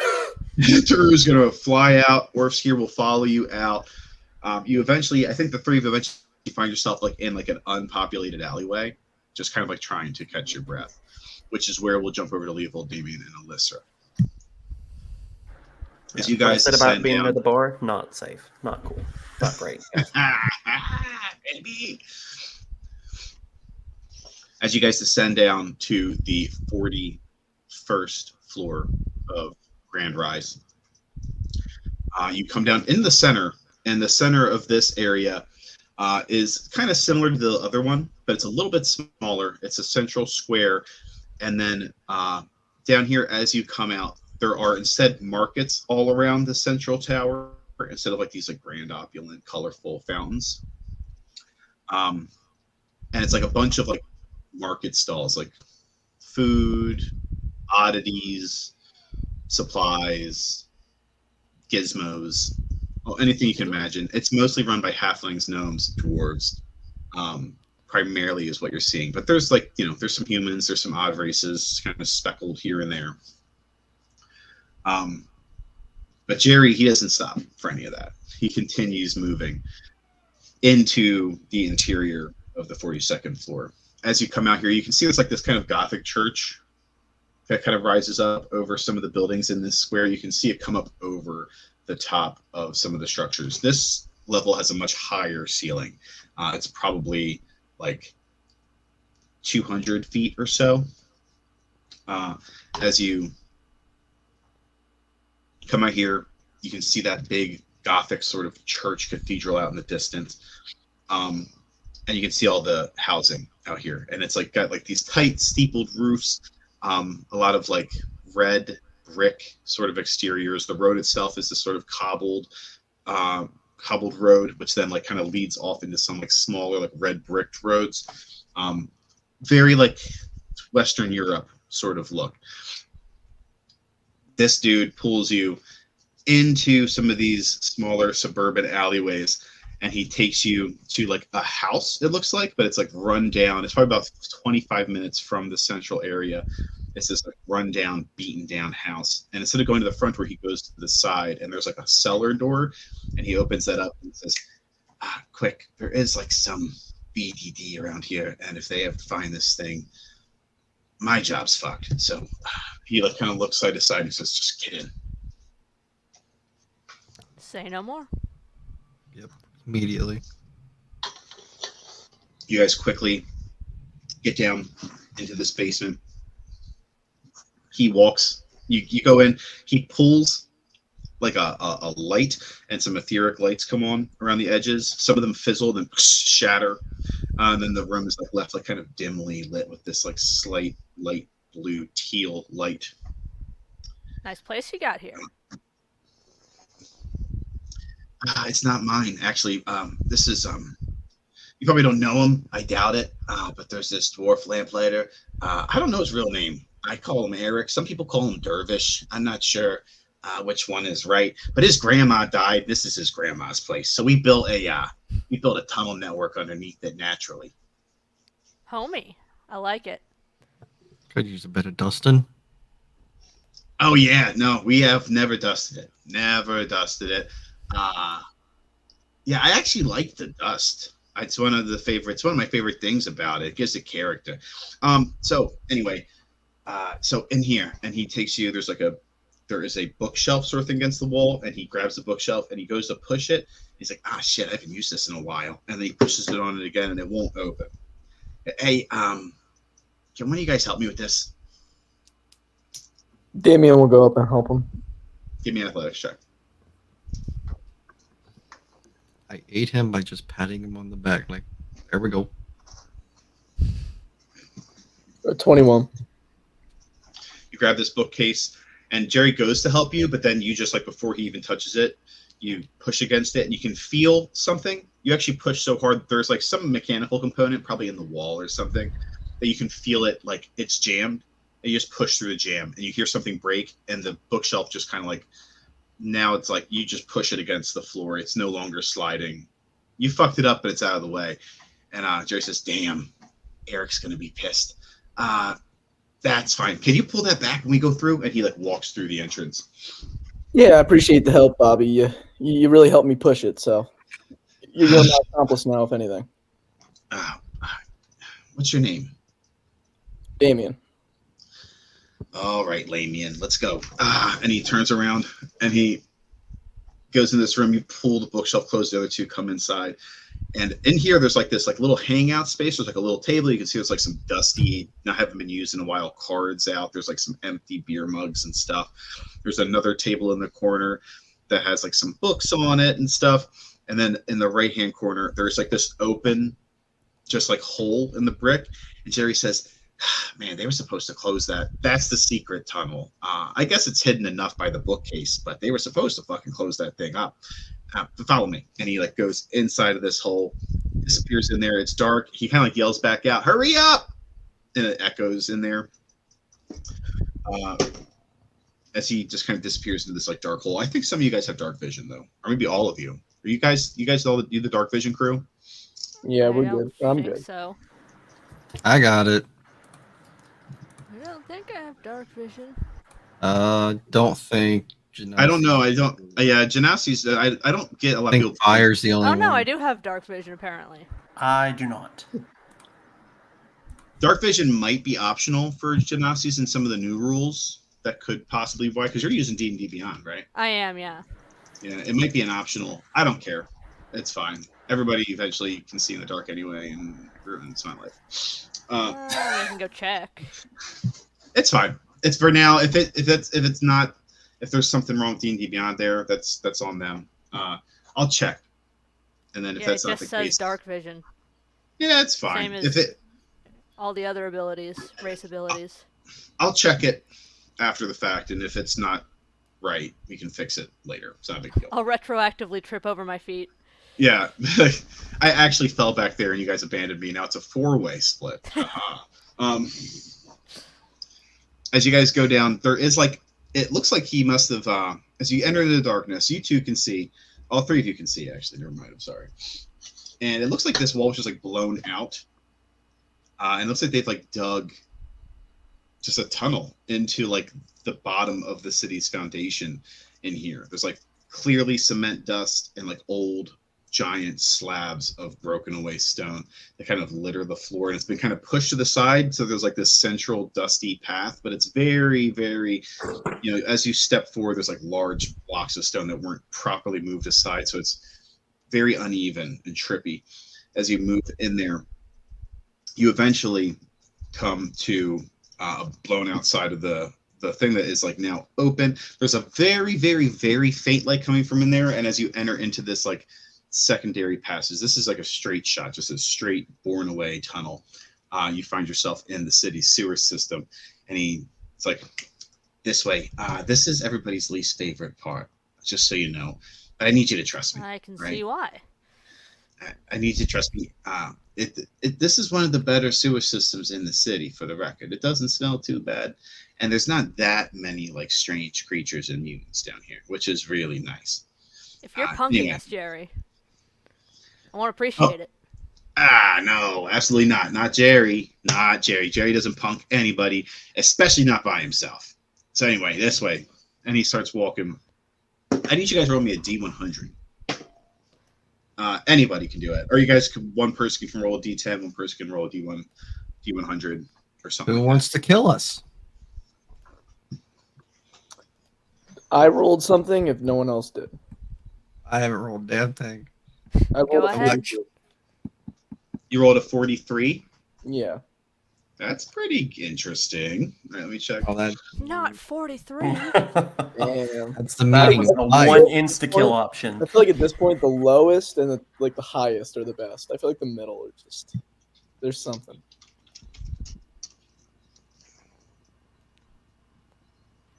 Ba-da-ba-ba-ba, doesn't matter, baby.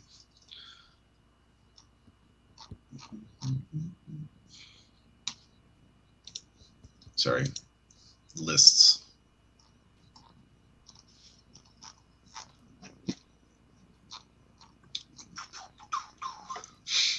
That is interesting. Okay. So that would put it at. That's interesting. Okay. You guys here, that is terrible. Okay. All right. Do I want to do that to you? I don't.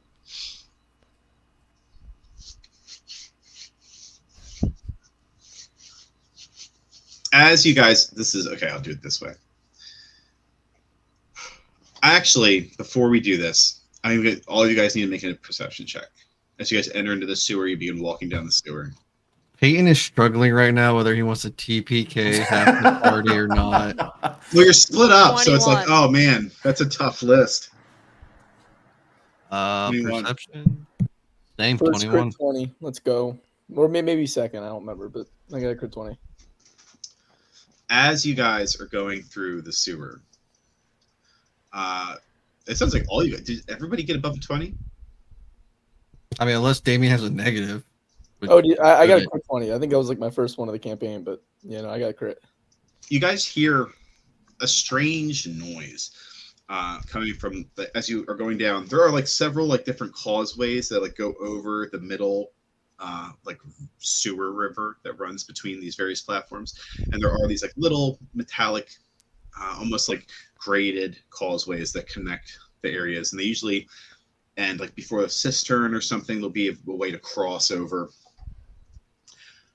And there, you go down far enough to get to the cistern, which is where Jerry says, like, okay, this is everybody's least favorite part. And then you hear something in the distance. And it sounds like a cat. It sounds like a meow noise. And it sounds like it's getting kind of closer. And Jerry says, hey, that's weird. Did you hear that? And he turns and you can see like there's a kind of like a purple light coming from in the darkness on the left-hand side in this like four-way intersection of sewage directions. You're standing at the south end, and then the west side, which would be the left, or I guess, yeah, the left.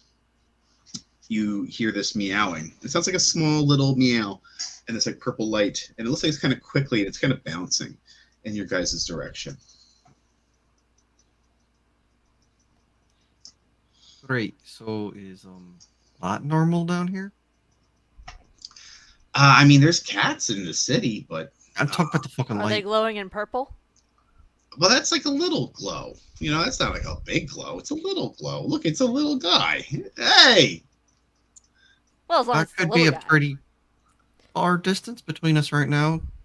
Could get brighter if it gets closer. I think he's real close. I think it's just a little light. Hey, kitty!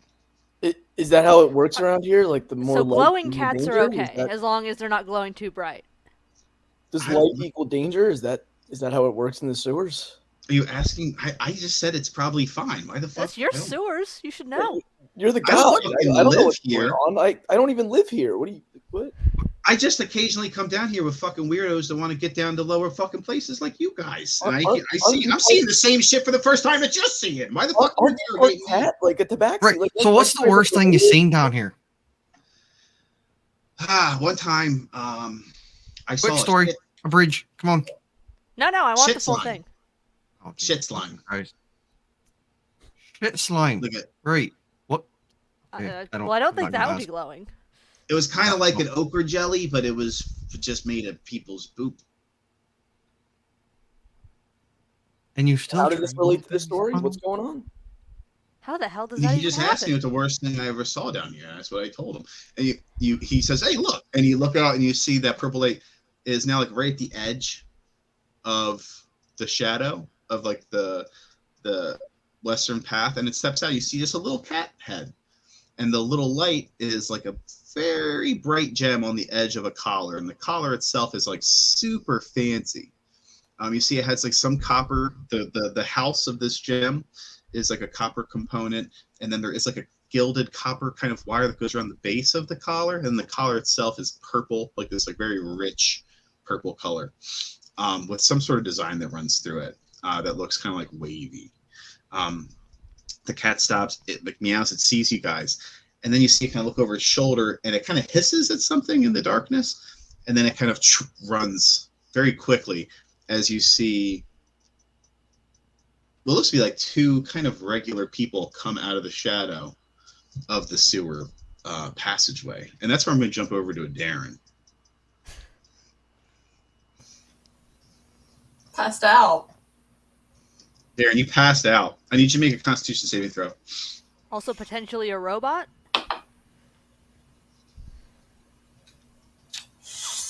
That's not gonna be great.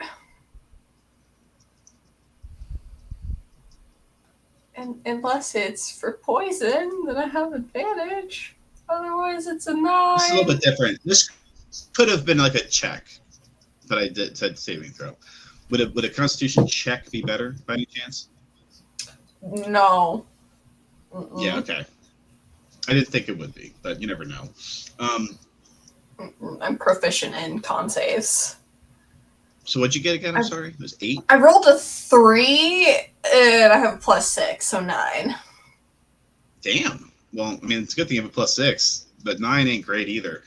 So you get Nope. to choose one part of that experience to remember.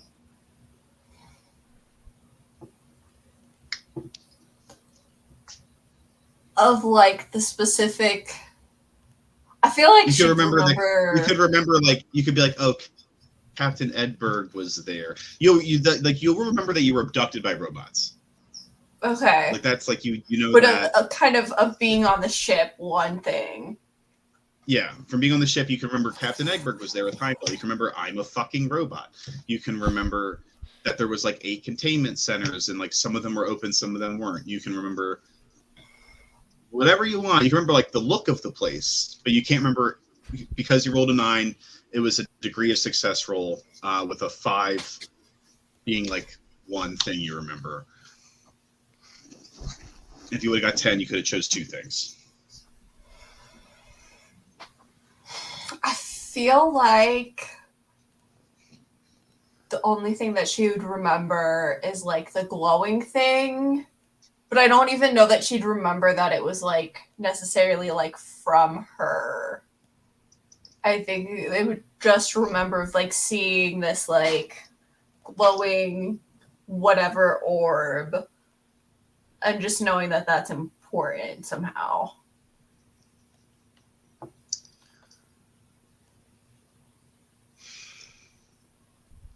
Glowing orb. Okay. That's what you'll remember. As you wake up,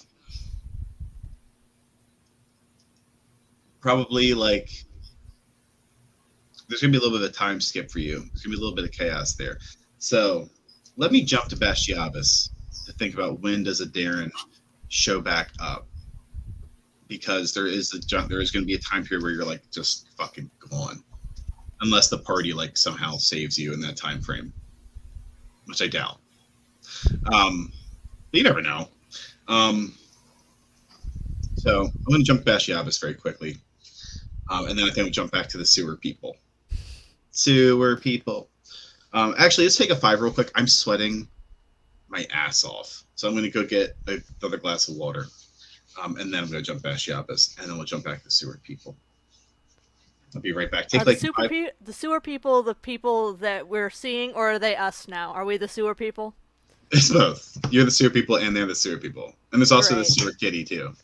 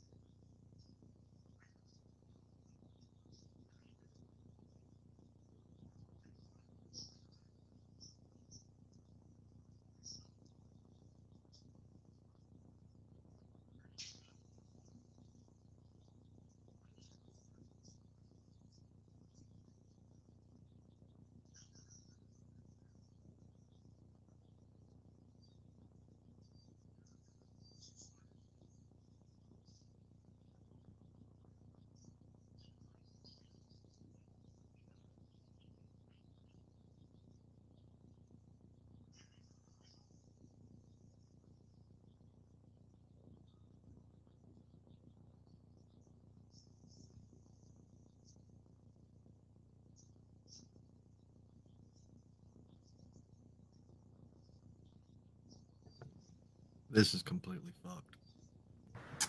Yeah, things are not going well. What are Aaron you talking about? is- We just found a nice pet cat. Fuck anything in the sewers. It's never good. Never. Party pet. I'm down for it. I am no. Caitlin in the last campaign had a party pet. We always forgot about the fucking thing. It could walk Aw. on water. And it was a sea campaign, so we're like, where the hell is Kiwi at? Oh shit, we forgot about it. Damn. We had like a lot of pressing matters at hand, so we're just like, it's around somewhere. So if we get a party pet, someone's gonna have to keep track of that shit. We don't even have a good track record of keeping track of each other. Yeah, right. Like Well, whose fault is that? I have no 20 clue minutes where to into look for you all. docking at the port, we're like, where is everybody? It blows up. We're all scattered to the wind. I don't know who to trust right now. It's probably not the sewer people. I don't know if I can, like, granted, my character won't know shit till it gets brought up to him. God damn it. Don't spill shit, Peyton. That can go on the floor. No big deal. I don't know if I can trust our Alright. fucking captain. Perfect. Yeah. But I don't What's know wrong? that, like, Leopold doesn't know that information, but I do, and I'm Mhm. like, this is some bullshit. Yep. I mean, yeah, like looking at our past campaign too. Even though like our last captain was good, I feel like you didn't trust him either. You know, like I feel like we're just not. We don't have the trust yet. But Jet was not good. No, he Yeah, attacks you 5 times and fucking has like 80 duplicates. well, this one seemed a little like we don't know what's going on with his deal yet. But like at least Jet was just kind of like dumb or like kind of like Hey, whimsical. You know. He was drunk. He was kind of fun. He was fun. He was a fun captain. He had a was talking what he wanted, but he wasn't seagull. like. Yeah, but he wasn't doing stuff behind the scenes. You know, like this cat, like I don't know what. Yes, this he is. was. Thank you. I'm so happy. So Yes, he was. 100%. Wait, what did Jet do behind the scenes? That dude did everything behind this. He was never in the spotlight any moment. He said, "I have a plan," and then would yeet out. No, I don't. Okay, I didn't mean like I meant like Peter Baelish, like type of like conniving, type of like doing dirty plots behind. No, the it scenes. was full on Jack Sparrow. Like, hey, he was thinking forward, but he was only doing it like a step and a half, not like Yeah. 20 moves ahead. Yeah. He was No, like, I oh yeah, meant more like it this wasn't happened, like so I'll just do it evil like this. intent. You know, that's more what I meant. But I know what you guys are saying. Yeah, I agree with that. He was relying He on like never knew he was what like, going on. He had no idea.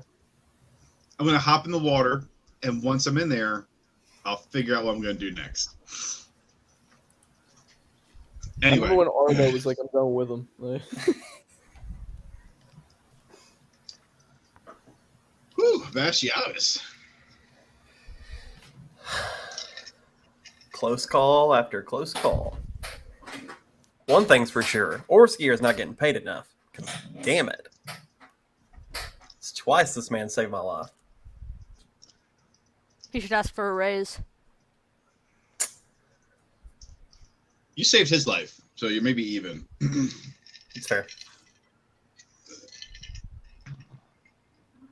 The bar starts to like clear out as panicked people move out into the street.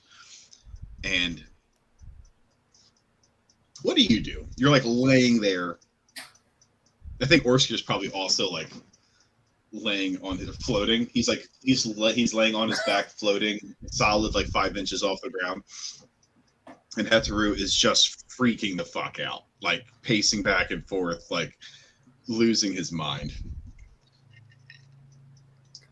Bashiavis is probably just kind of sitting there a little bit in shock. Actually, that's a lie. A lot of bit in shock. Just a lot happened in the span of, a few seconds, really. I think he just keeps like replaying the moment over and over, wondering like if he had said something, would Would she have stopped the explosive? Could he have made it there and kicked it off the side of the ledge? Who knows? He just keeps replaying, wondering if he had acted instead of remaining inactive. What could have changed?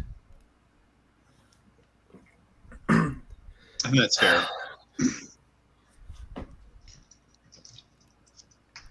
All right, Heteru. Chill out. Go ahead. Chill out, okay? Just take a breather. We're all right. Most of us. Sorry about that, mate.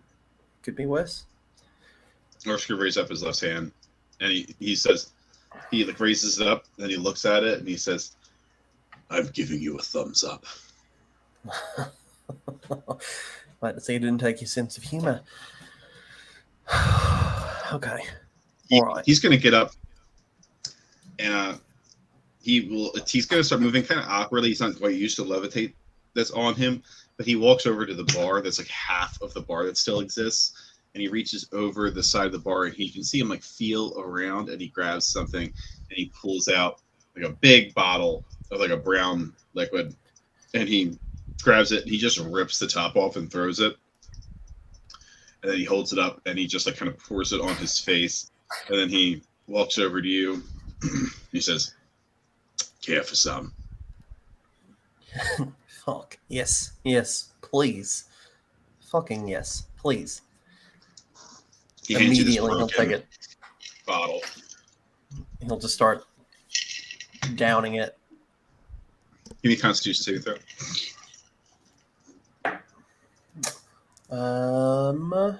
8.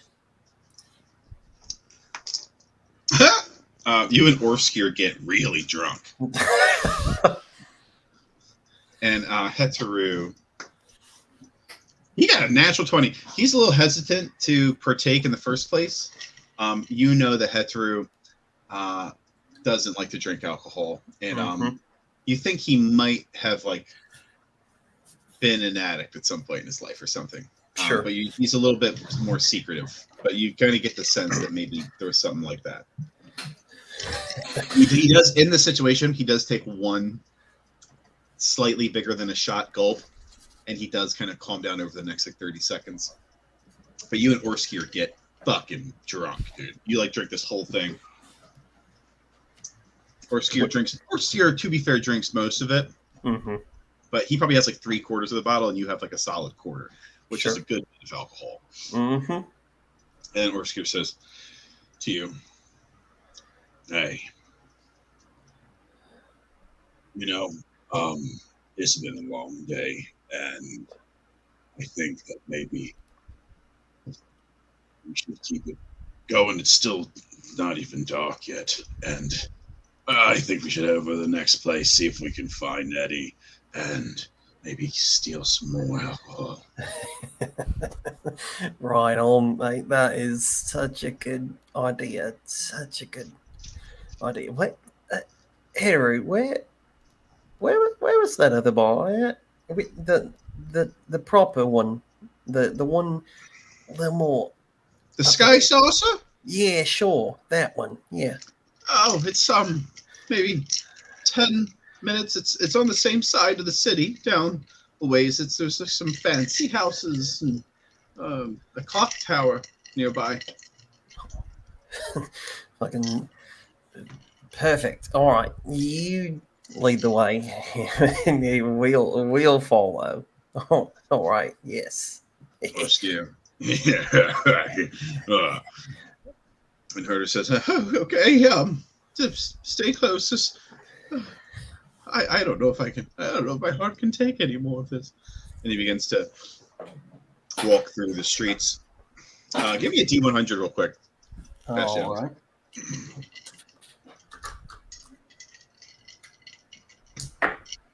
right. 80.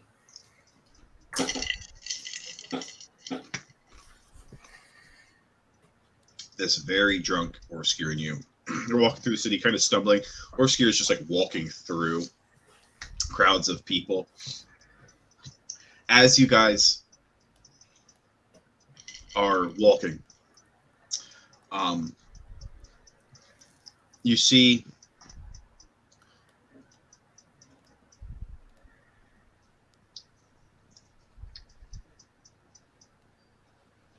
what kind of person do I want this to be?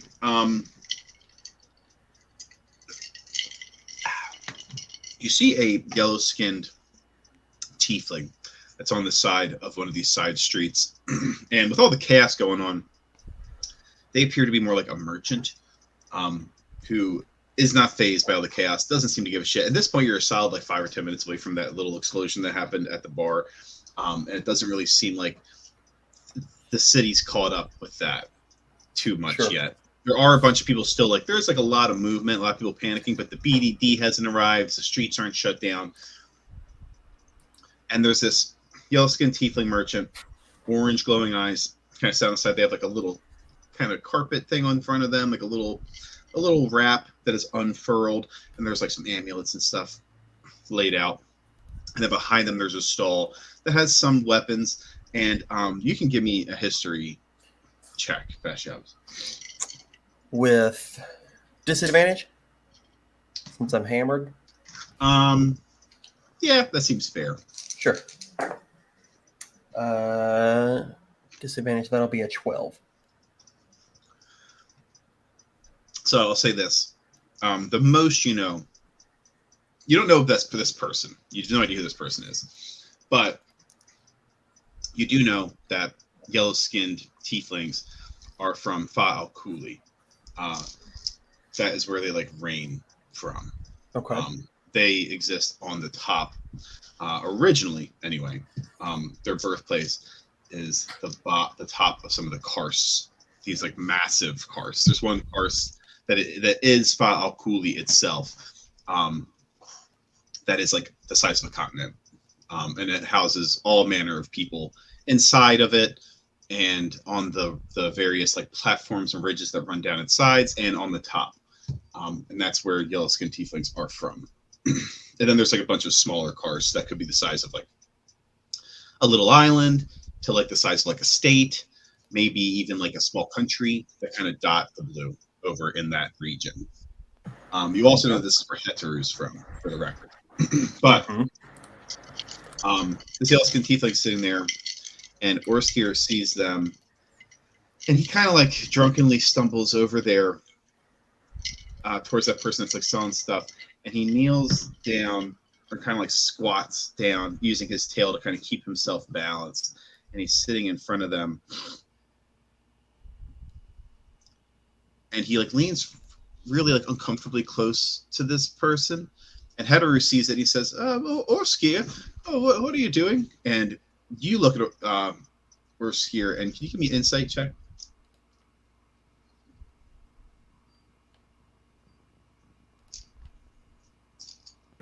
Yes, 2 good rolls all around. Insight, 18. I think when you're drunk, your insight might not be diminished. So I think rolling that flat. Okay, then the natural 20. Oh, shit. 20. Okay. Cool. Oh, shit. Orskir like kind of has leaned closer to this person. He's like halfway over the like little unfurled wrap, and his face is kind of coming over that. And you can see his he looks furious for some reason. He looks like he has like this murderous intent in his eyes. And the yellow skin tiefling is kind of locked eyes with him, sort of nervous, and is kind of leaning back, but looks to be almost like in shock almost. The yellow skin tiefling themselves doesn't really look to be like they're maybe a little bit older. They have like just kind of like this like kind of silken garb at the top, these like kind of linen blue pants. They're not armed. They're just sitting there selling things. And for some reason, Orskir looks absolutely furious. I'm gonna walk up to him. Hi there, buddy. Come on, what are you doing? We have people to be, places to be. What are you doing? He turns to you kind of like shocked. And I'm gonna roll a check for him. Oh, that's not good. And he says, this rat did it. Blew up those people. He turns to the person, and then he like kind of leans forward. He grabs them with his clawed hand, and he pulls them real close to his face. And the person now is like, wait, please, wait. Huh, I didn't do anything. What do you mean he blew up these people? No, that it wasn't. You mean just back there at the bar? No, oh, no, Oscar, that was not him. I promise you. I know who that was. That's not him. She's way prettier. Way prettier. It's not him. He says, these lizards, they blew them up. And he pulls him real close, and then he's going to go to bite his throat. I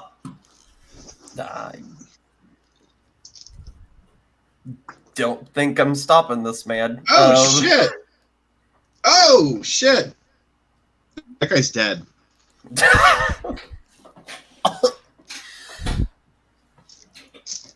Orskier bites this guy's throat with his dragon fangs and just rips his, effectively, he like almost rips his head off. He rips like the whole like 75% of his neck out, and the guy's neck is like dangling, like bones are exposed, some of them are gone, and his head kind of slumps to the side. He's like immediately lifeless, and Orskier kind of leans back, and you see like that look of on his face kind of drop, and he's got like this person's like meat in his mouth, and he spits and he falls back onto his ass, and then he kind of like scuttles himself away, and he looks completely panicked and confused.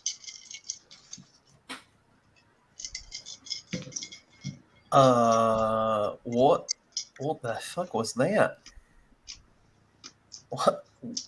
Heteru turns, he's like, whoa! What is happening?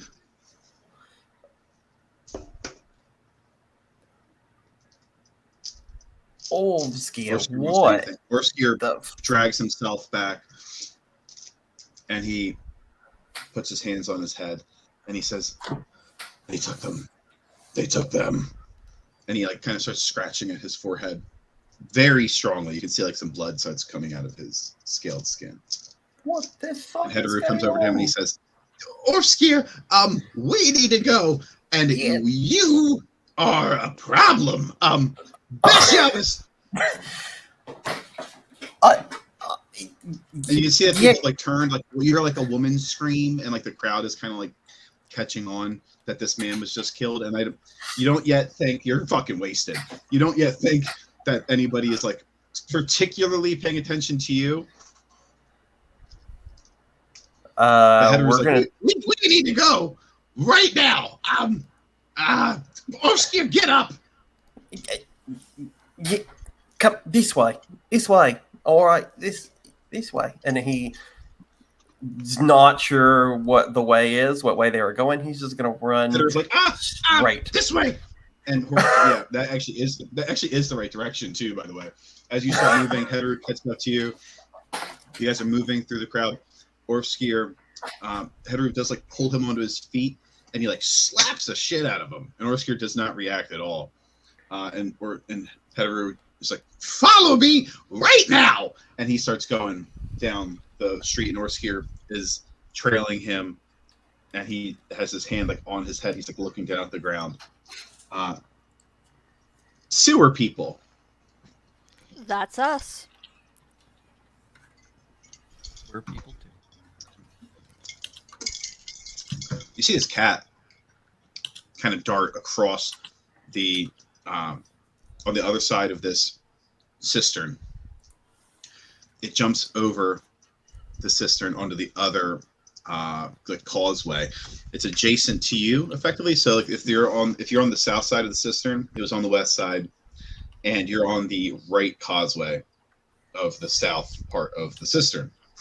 And then there's like the river, and then there's a left causeway that connects to a left causeway that is on the western area of this four-way intersection. And the cat came across from that. It jumped over, and it is now adjacent from you. And you see these two people step out of the shadows, and one of them turns a male. It's a male and a female. Look like regular humans. Actually, first things first, perception checks. Didn't we just We roll? do those. Yeah. Did you do perception checks? Yeah, We I all got rolled over a 20. so I want to keep that. Oh, did I jump from the perception checks right to Yeah. Bathshabas? Yeah. Sorry, I had a long day.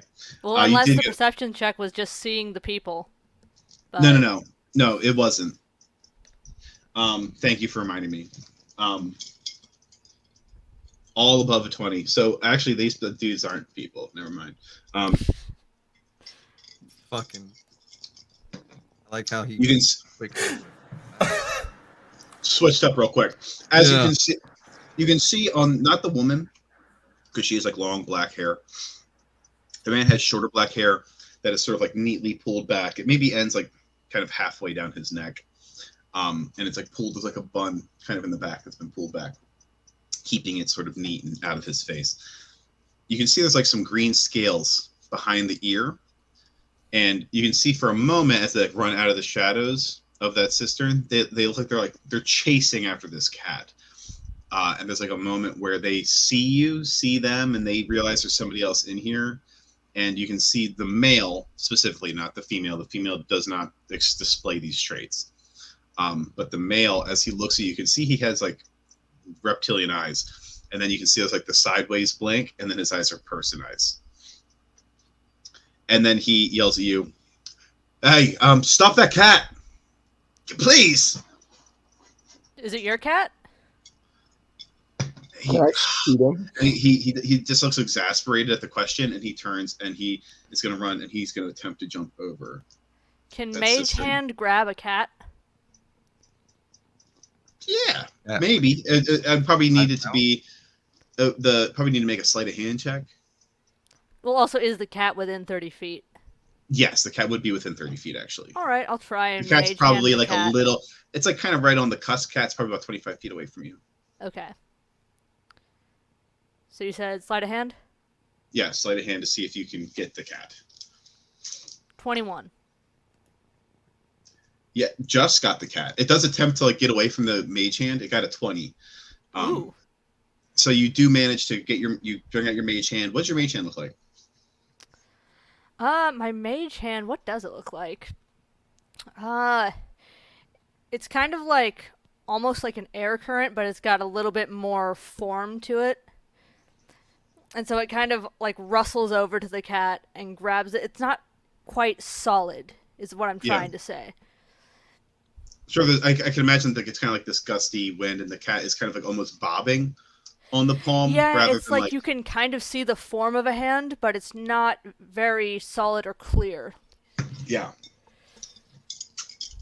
You do manage. The cat tries to jump out. It almost wriggles out, but the hand kind of grips around it and then kind of traps it inside. You can still see the cat as this man tries to jump across the cistern.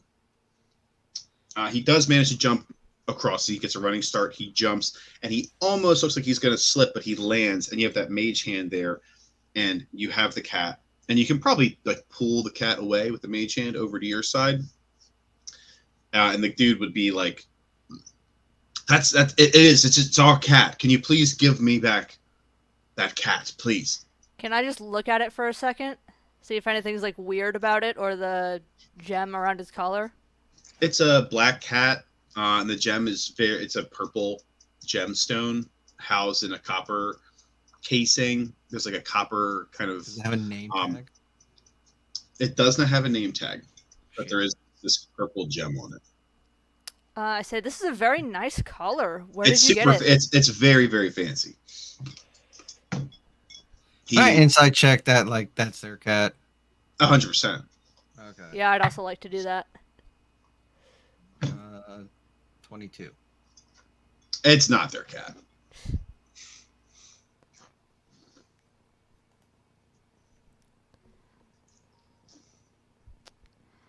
I asked, so what's He its would name? respond. Go ahead. Damien, you actually already asked him where'd you get the collar, so he's going to answer that first. Sure.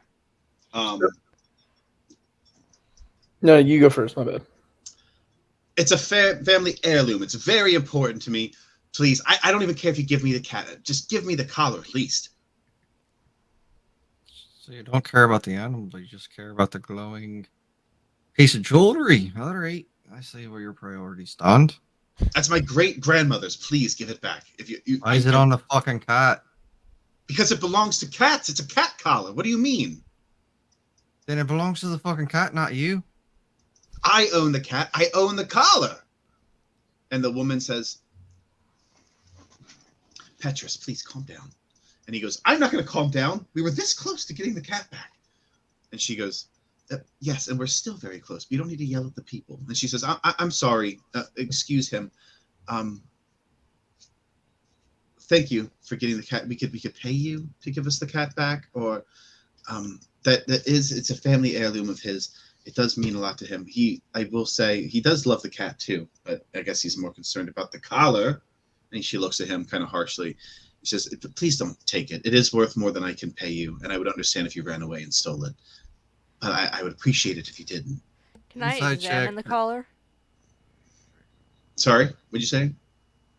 He Alyssa? wants to do an insight check. I Yeah, want I to wanna look know. at the collar. You can do an insight check. What are you looking for on the collar? I want to see if it's like magical in any way. Okay, Also, and it's Damien, what were you valuable. saying? Because like I know I rolled a crit 20 on the perception. Arcana, Alyssa. The main And then thing go I ahead. wanted to Arcana. the main thing I wanted to ask is like, is this guy trying to hide the fact he's not human? Like, is he doing this deceptively? Like, Oh, you got a nat 20. I forgot you got a nat 20, not a dirty 20. On Yeah. your nat 20, the woman as well, you would have noticed for just a brief moment when she was running, when she came into view and her hair was kind of wisping behind her, for like a split second, literally like 0.1 seconds, you would have noticed that she had some green scale behind her ear as well. okay. You would not have seen her eyes flash though, but you would have seen this green scale behind her ears. And what was your question? Is he trying to hide the fact that he is reptilian? Well, yeah, I was wondering if they were like deceptively trying to like trick us, kind of like with this, or like because like appears- obviously it's not like a trait of theirs that they're like not able. Like it's like they're being deceptive a little bit. You could maybe roll an insight check, I suppose. And then Leovold, what's your insight check? Mine was to see if it is a family heirloom. Yeah. If And what did he's you like- get? I got a dirty 20. All right, let's see. You're very suspicious, but the woman appears to be a little bit more honest than the man. She's like calm. She's not.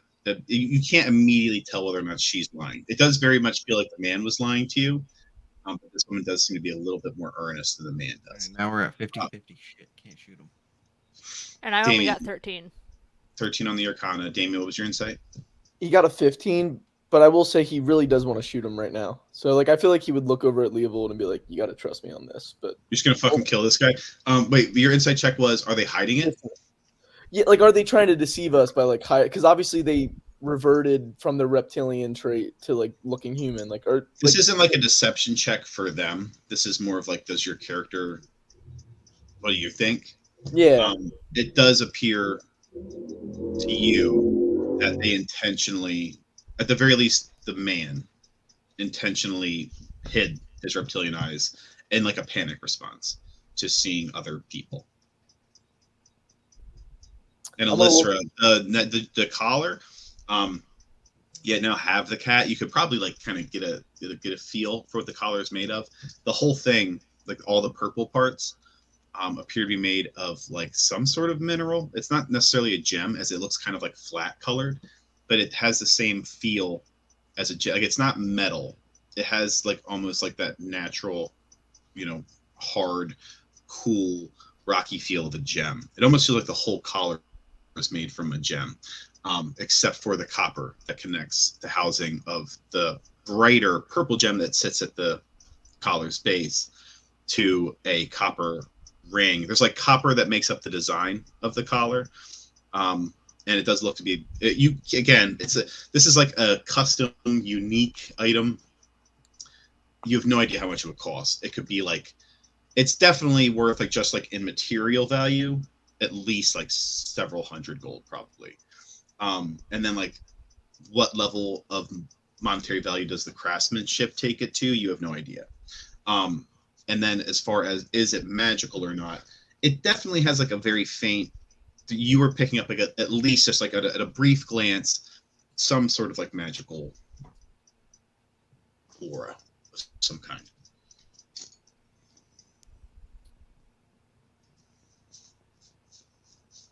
Have we tried taking the color off yet?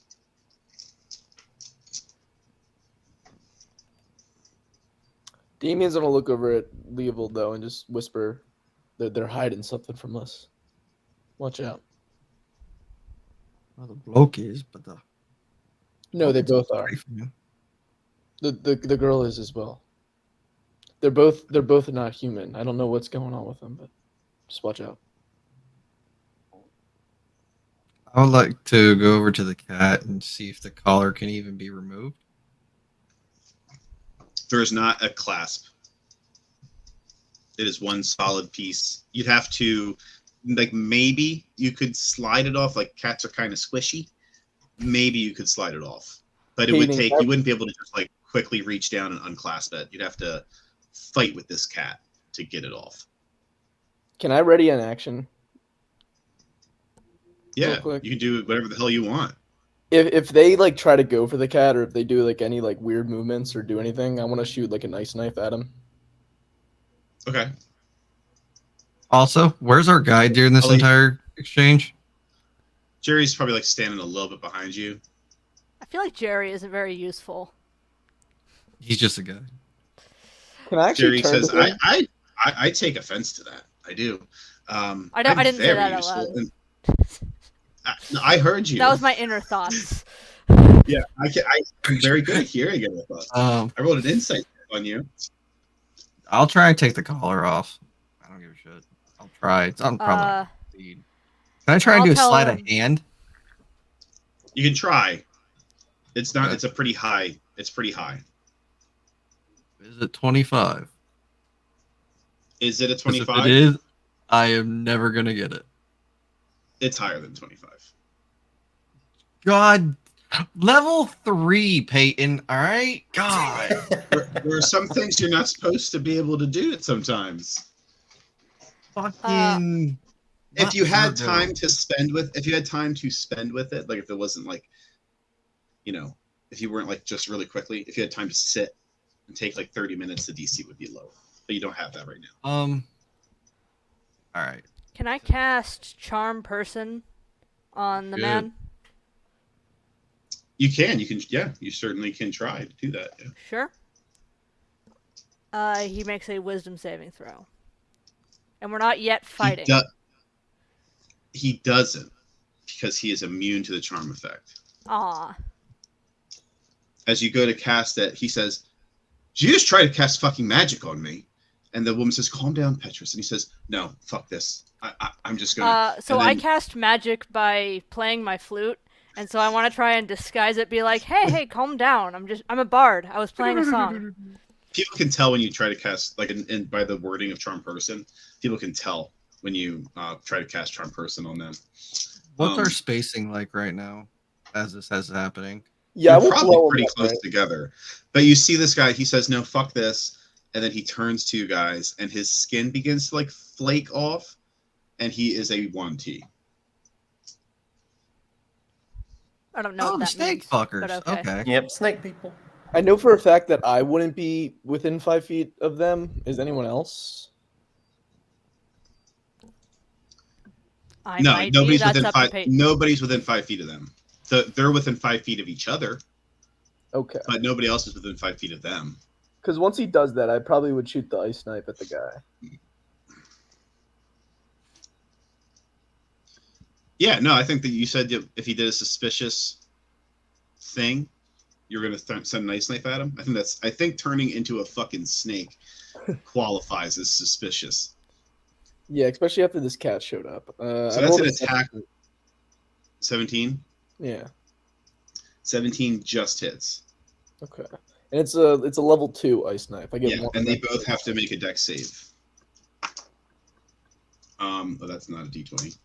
The man does succeed his dex save. The woman God, this is all happening. also in does succeed her 2 dex save. seconds.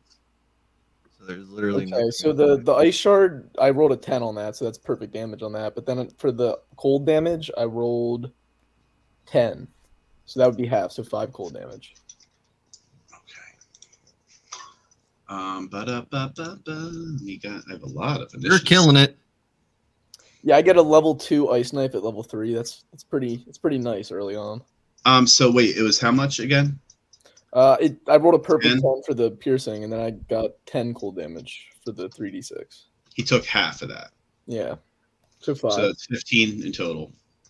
Oh, you're using your version. And then the woman takes 5. Yeah, I get Does no the magic, woman's I get- appearance change after this? After she is hit with that ice knife and it pops, she will also turn into a snake person. Like she's doing it intentionally, or is it happening because of the ice knife? He, Like I'm just curious if a spell's being dropped or not. it's not as. It doesn't seem like it is a. It's not a concentration. It's not a Okay. concentration. That's what you're asking me. All right, so you guys can give me initiative. Yeah. I honestly didn't want to fight, but that all happened. Jesus fucking Christ! I rolled a 1. I rolled the opposite. I'm gonna try to diffuse the situation. I'm gonna be like, hey, you can have the cat back if you just tell us what this collar really is. We're just Better curious. roll. That's all. Better roll higher than a 24 then. It got a natural 20. So The did I. man. What's your dexterity bonus? Plus Is it- 4. Plus 4. You would go first. So it's I'm Leovold. dex based, buddy. I shoot shit. So that's up to you guys. You could let her. That's up to you if you want. If you think, because technically she would be acting outside of the initiative order, but sometimes I do allow people to talk outside the initiative order. Yeah. So that would be up to you whether or not you would allow. What do you think? You could technically be like, no, it's initiative. I'm going, or you could All right. allow her to do it. Oh. Problem is, Damien said they're hiding something. And then the guy got Well, yeah, pissed they're off. snakes. Yeah, obviously now. But the guy got pissed off, went snake form, Damien shot a spell at him. And now it's just like 2 snakes. So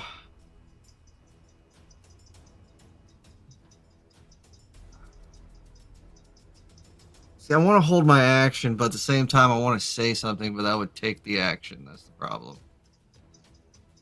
Well, you can say something as a free action. All right. Well, Leovold's gonna step in front of the group itself, like the moment that is kind of like cutting them off a bit, but he has his blunderbuss out, pointing directly at both of them. His readied action would be if they continue to advance or don't drop hostility, he's just gonna blow them in the face. But what he'd say is, calm down. Calm down. We don't want to fight. At least I don't. Already had one. What the fuck? Why didn't you just come straight out and be like this? Why you gotta do the other thing? Alyssa, you also say, like, at the same time Leovold's talking, let's calm down. What did you say? Did you ask them something? Yeah, I said that we'd give them the cat back if they just told us what the collar really was. All right, so why don't you guys, why doesn't Alyssa do a persuasion check at advantage with Leovold giving the help action with what he said? Persuasion. Because with I imagine she advantage? probably has a higher. Well, it's a I'm good gonna thing tell I them. have advantage. Is all I'm gonna say. All right, 17. 17 is pretty good. Let me see. So between the gun and Alyssa, the man, he like goes to rush forward, but you pull out that gun and you see him hesitate, and then you guys both kind of speak out. You kind of get loud, and he stops, and you see the female Wanti who does kind of like immediately turn in that snake form, and then see the blunderbuss. She reaches out, she kind of grabs him on the shoulder, says, "Wait," and he says, he puts his hands up, and he says, "Fine, we don't want to die over a cat. That cat belongs to a witch. And if we can get that collar, we can find the witch."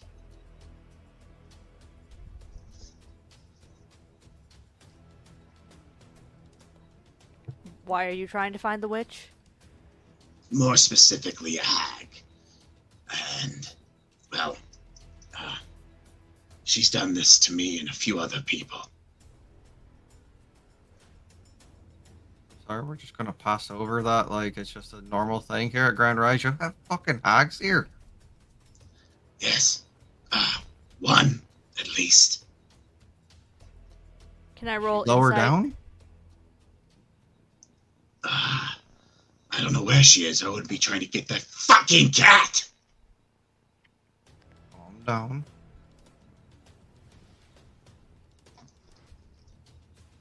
Alyssa wants to roll insight on something. Yeah, Go I ahead. want to roll insight to determine if he's telling the truth. Okay, go ahead. Is the I'm woman's not very demeanor this? insightful. 9. He seems like he's telling the truth. You're pretty. He seems very convicted. Is the woman's demeanor the entire time, even after the whole like ice blast? Is she more calm, collected, and like reserved? More so than him. Yeah. But she was prepared to like fight Yeah. you guys, but you got hit with that ice blast though. All right. I apologize for my crewmate here. He likes a good scrap. I've had about all I could for the day. If you like, we can have a nice, polite conversation on the way to where we need to get going. And by the end of the looking at Jerry, tunnels, we're gonna get out of here, right? Yeah, I didn't get to tell you guys. We gotta go in there. And he points to the cistern. You see there's like a drain. What kind of an operation are you running here, Jerry? This is the quickest way. If we weren't gonna take this way, I would have charged like way more money.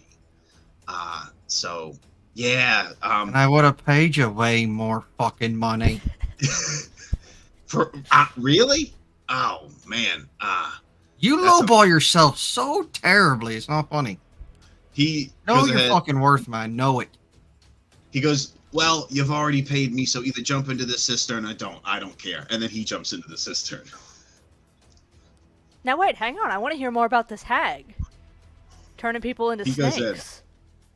He may or may not leave and steal your money. Right. I'm gonna leave it to your best judgment there, Alyssa. I mean, you do you. If you want to give the cat them, whatever. Hags, duly noted. I'll ask around later on. Hopefully we run into each other at some other point and jumps in. Yeah. At the risk of splitting the party 4 ways, Fuck, keep it. Keep doing it. Keep it up. Let's do this. no, I'll give them back the cat, and then What? I'll go with them.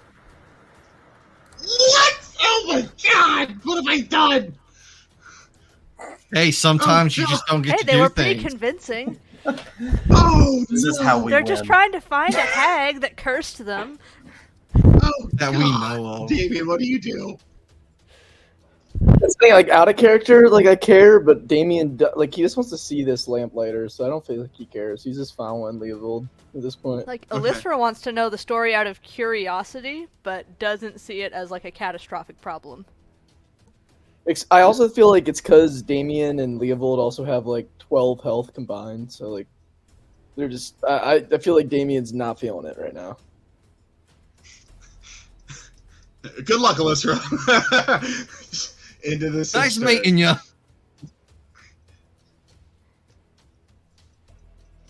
So how do you give him back this cat with the mage hand from across the way? Yeah, I guess. I say basically like, All right, I gotta Are there any go. demands But you would I make in definitely order want to to- hear more of this story later. Like, come find me. Like, this is gold. And I give them back the Game cat. persuasion check. Did you tell them that you would give them the cat? They followed you because they would probably come with you if you told them you give them the cat. I said we could have a conversation on the way to our destination. But the fucker jumped in, and I was like, I gotta follow. I think Jerry saw an opportunity to maybe get away with some money and not have to deal with all this bullshit going on. Yeah, well, also, Jerry can get a fucking peg leg.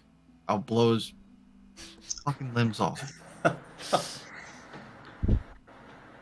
He'd be like, "Oh man, this hurts. Oh, I've always wanted a peg leg. This is so exciting. Ah, it hurts." I'll turn him into that dude from Family Guy, just wooden arms and legs. If you wanted to, you could probably keep the cat and tell them that you would give them the cat if they followed you, and I think they would do it. I'd probably make a All roll right. persuasion check, but I don't think it'd be that hard. They're snake Well, people. They I like already water. rolled persuasion, and I rolled very low, so that's a 10. In this same encounter, you roll persuasion, or you just rolled persuasion? I just did. Okay, well, it's a contest. Let me see. Can I try to intimidate them instead? You said you jumped into the cistern. Oh, I thought that like Alyssa, is she splitting up the party? Actually, is he just? No, I was going to give them the cat back. She See might if they can split up the. follow us. She's not going to split the party, but she wanted to. She was like, "Come find me later." But if she just holds onto the cat and jumps into the cistern and tells them like, "If you come, I'll give you the cat," they probably would come with you. He rolled a natural 3. He got a 6 for his check, Hell so yeah. he failed. So you say come with them, and then you go in, and they would, in their snake form, follow you. By the time they come out, they would not be in snake form anymore. He goes this. You kind of go down like a fucking water slide. Initially, there's like water, and you can't breathe, and you kind of go down the drain. But after like 30 so seconds of that, it eventually opens up. You kind of get spat out, and then you're just sliding down tubing, which you eventually get shot out of a sewage pipe into like a little ravine of water in between like two sort of concrete platforms. You can see there's like stairs that go up a level on either of these platforms, and in front of you there's just blue. You're like at the very edge. You can see where the sewage water runs off the side and then down off of Grand Rise. And Jerry's sitting there on the steps, and he says, I heard you jump in, and I'm here. I'm waiting for you. You guys really go slow, really slow down. Amazing how slow you I'm are. not paying you by fucking hour or minute. The money's already in your hand. It's over and done with. You just got to hold up your end of the bargain. Otherwise, you lose limbs. Well, we're almost there. So you're in luck. And then like Alyssa pops out. Well, Damien pops out. Alyssa pops out. And then the two snake people pop out. And they're now in their human form. It's actually like kind of like a half elf appearance, sort of. Really bright green eyes, like human eyes. Really, really bright green human eyes that maybe as a point of reference might be a helpful distinguishing factor for similar people Well, in the future. If Leovold Noted. sees the two normals with Damien and Alyssa dropping, but then there's two more, he would just be like, fucking out into the party, I guess. I mean, just like on the Nomad. And he'd go up and like with his hand out, just go, I guess we're traveling together for a short time, so introduction, Leovold. The Might call you man, something? the man puts out his hand and says, "My name is Petra." And the woman says, "Well, you wouldn't. She wouldn't speak." Okay. And this is TL. I also introduced myself. I'm Alythra. Damien's Because also, you oh, sorry. no, go ahead, Dave. Yeah, no, Damon's also gonna come up and apologize. He's gonna be like, "Hey, sorry about shooting the ice knife earlier. You guys, I really didn't know what you guys were doing. I thought there was some deceit going on. We've had a rough day too, and we've been pretty banged up. So I was trying to look out for my group. Didn't mean anything." Yeah, it's okay. I understand. I would have, if had you not been able to defend yourself, I probably would have killed you. So I understand. Great. Now that we're all acquainted and lovely gathering, we gotta keep going. So, looking at the four of them, y'all get to know each other and talk while I keep an eye on Fuckface up here. The tip Petra says, I'm not gonna lie, I'm not that talkative, but sure, let's keep up. Jerry says, yeah, no, for real, you need to keep up because we're really close. Interesting that we got. I don't know that they're going to be allowed inside, but I guess it's not my problem. Come They're on. not gonna be going inside. Hey, I don't know what you guys. You guys are crazy. And he starts going. You're the one jumping into a sewer and telling us to follow you. Your friend got kidnapped by fucking robots, and sewers are completely Sore normal. subject there, Jerry. Keep fucking moving, otherwise. You guys forgot about it real quick. I don't know. And he starts walking up the steps. Forgot about it? He feels What the hell were we supposed to do? He feels my gun touch his back. He stiffens up. You see his like little cat hairs stand on end. Hey, Hey, no, I didn't mean nothing by it. All right, your mouth, hold, buddy. about to write something you can't back up.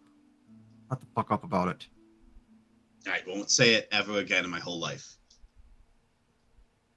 Now, we're friends.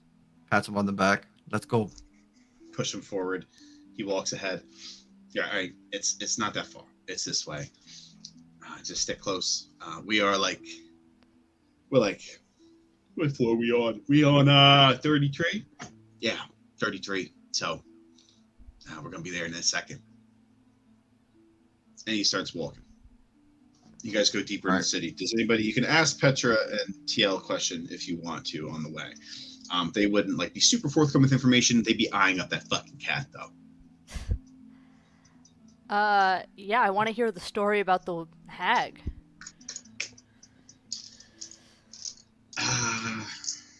You would ask them about it, and they would say, well, I don't know what happened to her, and she doesn't like to talk about it. But I met this woman, really pretty, at a bar on 71, and I went back to her house, which she didn't have, I think. Or maybe she did. I don't know. Doesn't matter. She took me to an alleyway, and then she did something to me. I blacked out, and I woke up someplace else. I don't really know. And she fed me something by force that wasn't good.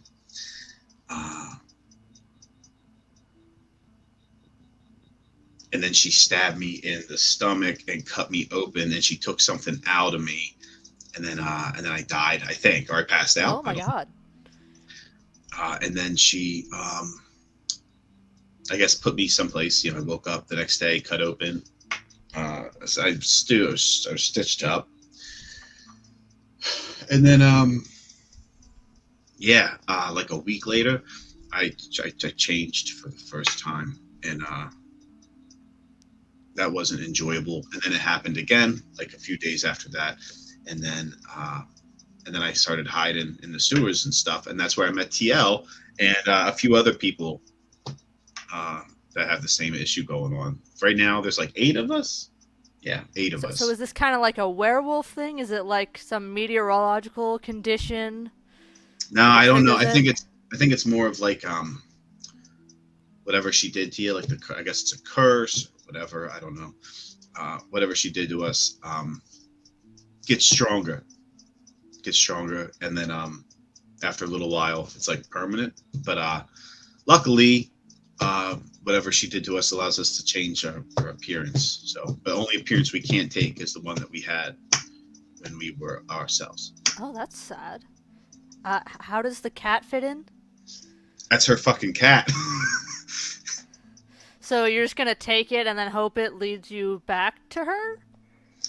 I'm gonna keep her fucking cat, and I know she's gonna come and get it because it's her fucking cat. Look at that collar that's on there. Plus, that collar has some sort of tracking thing on it. I think I don't actually know what it does, but I know it's magic, and I know that cat is fucked up because I've seen it watching. It was watching me when she fucked me up. That cat's got problems. Sounds like it. Yeah, it's the long and short of it for what happened to me. Taylor doesn't like to talk about it, and Taylor shakes her head and says, I would prefer that I don't talk about it.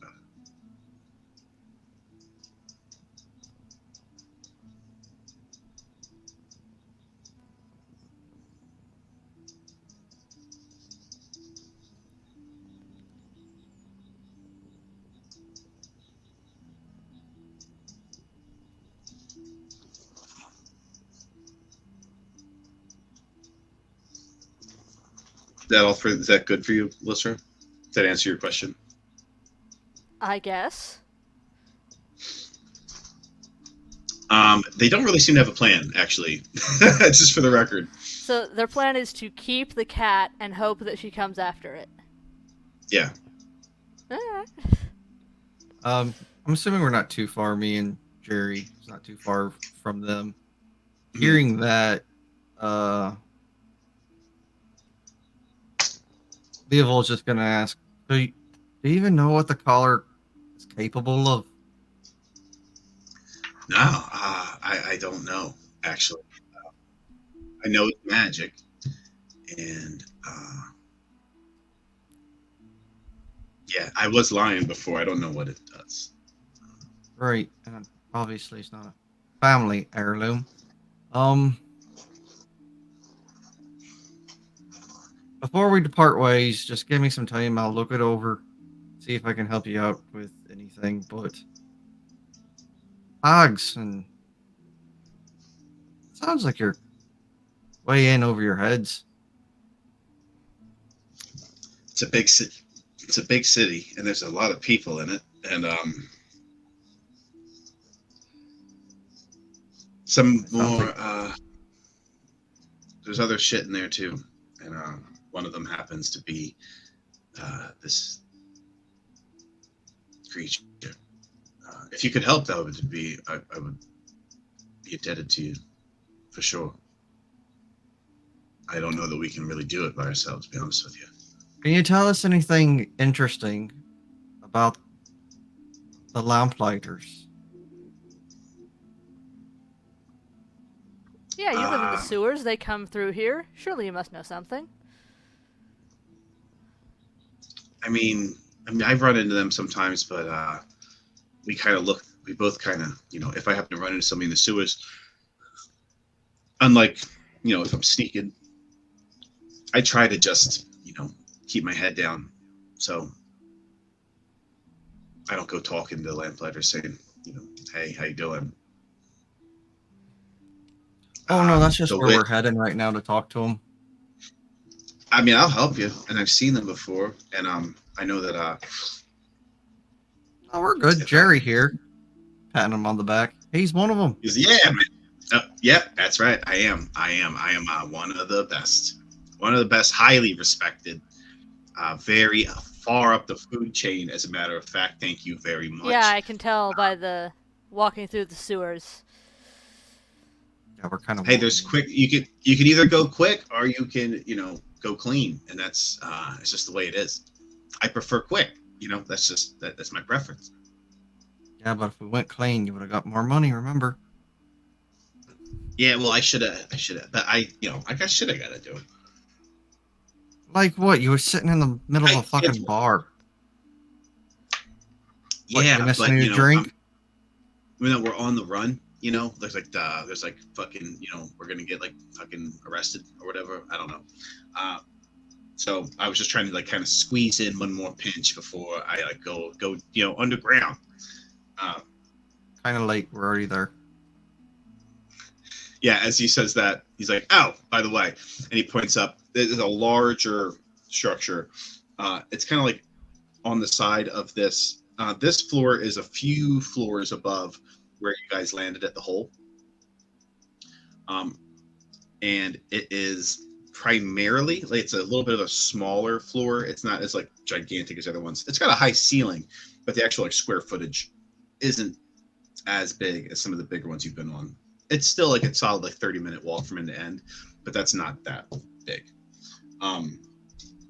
you can see that in the center of this area, there is like, it looks like it's like almost like a religious sect or something. There's like a very large sort of cathedral-esque building at the heart of the structure, and the tower that runs up the middle, like the steeple of the church runs all the way up to the next floor. So it looks like that might be the staircase that goes up to the next level. And then the church itself like kind of sits around and after that tower.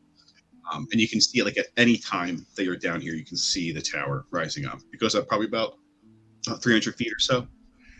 Damn. Oh, excuse me, I can't stop yawning. And then the rest of this area, everything's got this like kind of gray stone look. Because it's a little bit smaller, there's like less people. It's really clean. It's kind of a really nice floor. It doesn't have any BDD presence. It doesn't really seem to be like violent. There's some market stalls. There's like some smaller little like bread shops and bakeries and bookstores and stuff, but it's like a very quaint part of Grand Rise. In one of these streets, you're on this like sort of market row little area. It's got this kind of like, you know, there's like little cafes and little clothing stores and stuff. And one of the stores on the left is called the Alabaster Eagle. And it is like, it looks like a clothing store or something, perhaps. And it's got 2 floors. And he goes, this is it, man. She's on the top floor. And there's a bunch of people in there probably on the second floor, not on the first floor. The first floor is the store. The lady behind the desk, her name's Flora. Very nice gal. Throw her a tip. Her husband is sick, actually. And I think he's probably going to fucking die, you know, but that's neither here nor there. The person you're looking for is on the second floor. Oh, Right. Sure, we don't want to take a bath first or something? No, she'll be fine. She can't smell. She Oh, had, thank God. yeah, she's been smoking since she was like 6 years old. So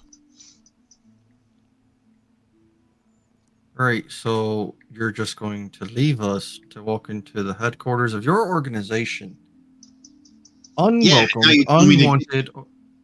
you told me to get you here, right? I don't think that like walking in was part of the, was that part I of the told purpose? you. Is that not something that you can do? You're not high enough up on the chain? No, for sure I could walk in there. Yeah, no, I mean, I these told you to guys- take me to the woman that's in charge of you, lamp. and I did. She's up there, motherfucker. Yeah. How many stairs is that? And I'm right fucking here. So your job's not fucking done now, is it? Ah, man, you fucking high class pirate types are always trying to pinch a penny. Come on. Put And my he gun walks in his forward. face when he says high class. Say that again. Jerry, you're really pushing every fucking button I Hey. have right now. You know, you guys, Alyssa there, Alyssa, right? Or Yeah. Laura. I remember. She has me, booked. You know, these guys, they don't fucking even know me probably, but they do know that I'm a lamplighter because they know my buddy Rash, and your fancy ass can't blow my head off here because then you're gonna have to fight all these motherfuckers and they will kick your teeth in. So let's walk in here. Why don't you chill the fuck out? And I everything. get will be like, I out drop the the door. gun and get close to him and just tell him, killing you would be the pleasure. After that, I wouldn't give a flying fuck what happens to me.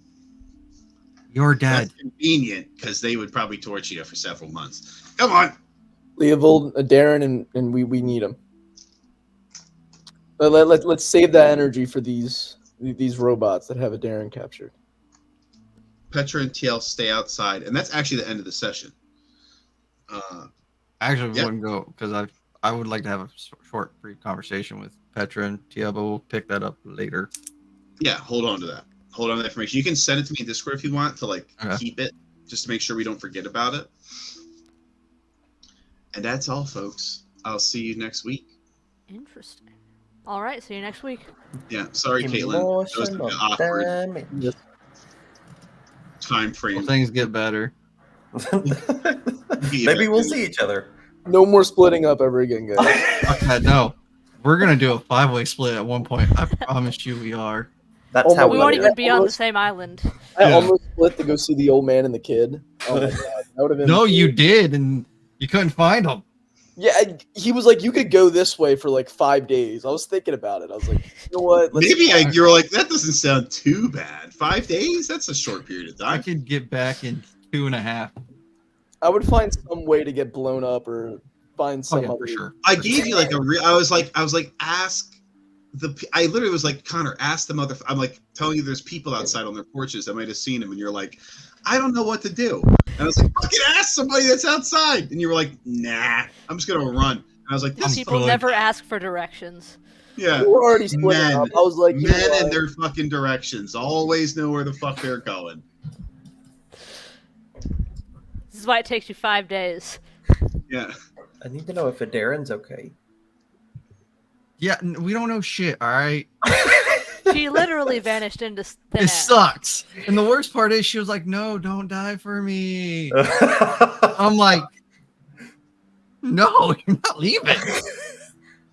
And then like the craziest shit happens to her, and none of you even are gonna know about it. No. Apparently, she's not gonna know about it either. You know what would be the best story? All because the only thing she said you remember was like a glowing light, right? We could just be like, yeah, so us. It was like a cat in, Yeah. in the sewer system. Oh, you saw the cat.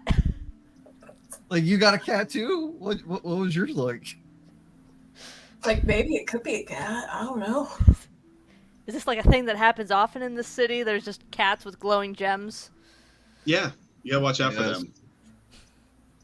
Yeah, you history check. If above 15, you're like, yeah, there's so many fucking hags here, dude. They're constantly abducting people. It's crazy. Damn. They just can't get a hold of the hag. It's amazing I'm not a reptile yet. Yeah, Yet. yet is the key word. All right, guys, I will see you next week. Thank you so Wonderful much. night, everybody. See you next Later. week. Oh, Judy, before you go, I'm sorry. Sure. I forgot to do your artifact item. Oh yeah. So I usually do that like, before the campaign starts. So I'm kind of like out of my workflow.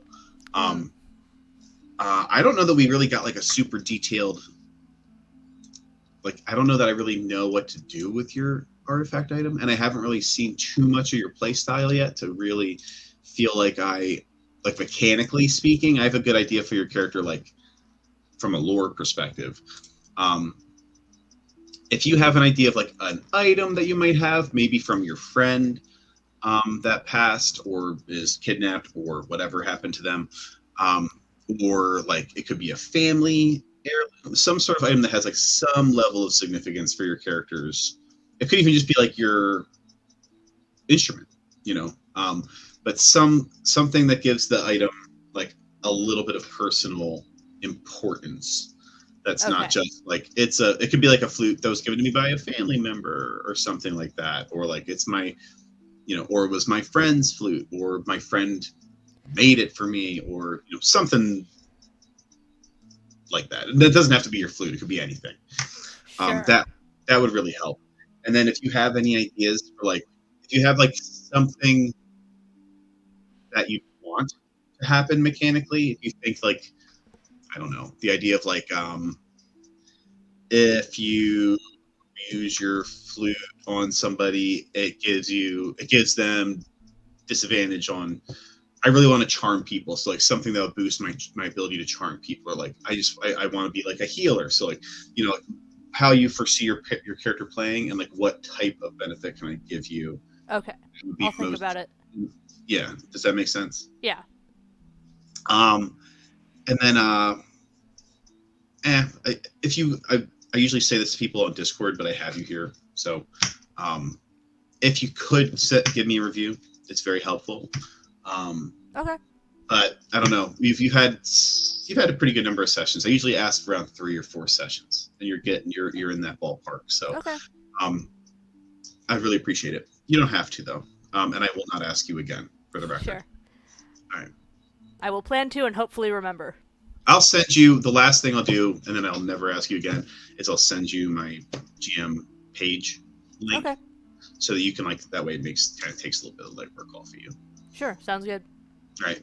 See ya. I Yeah. See appreciate ya. Yeah. Of Good night. course. Thanks.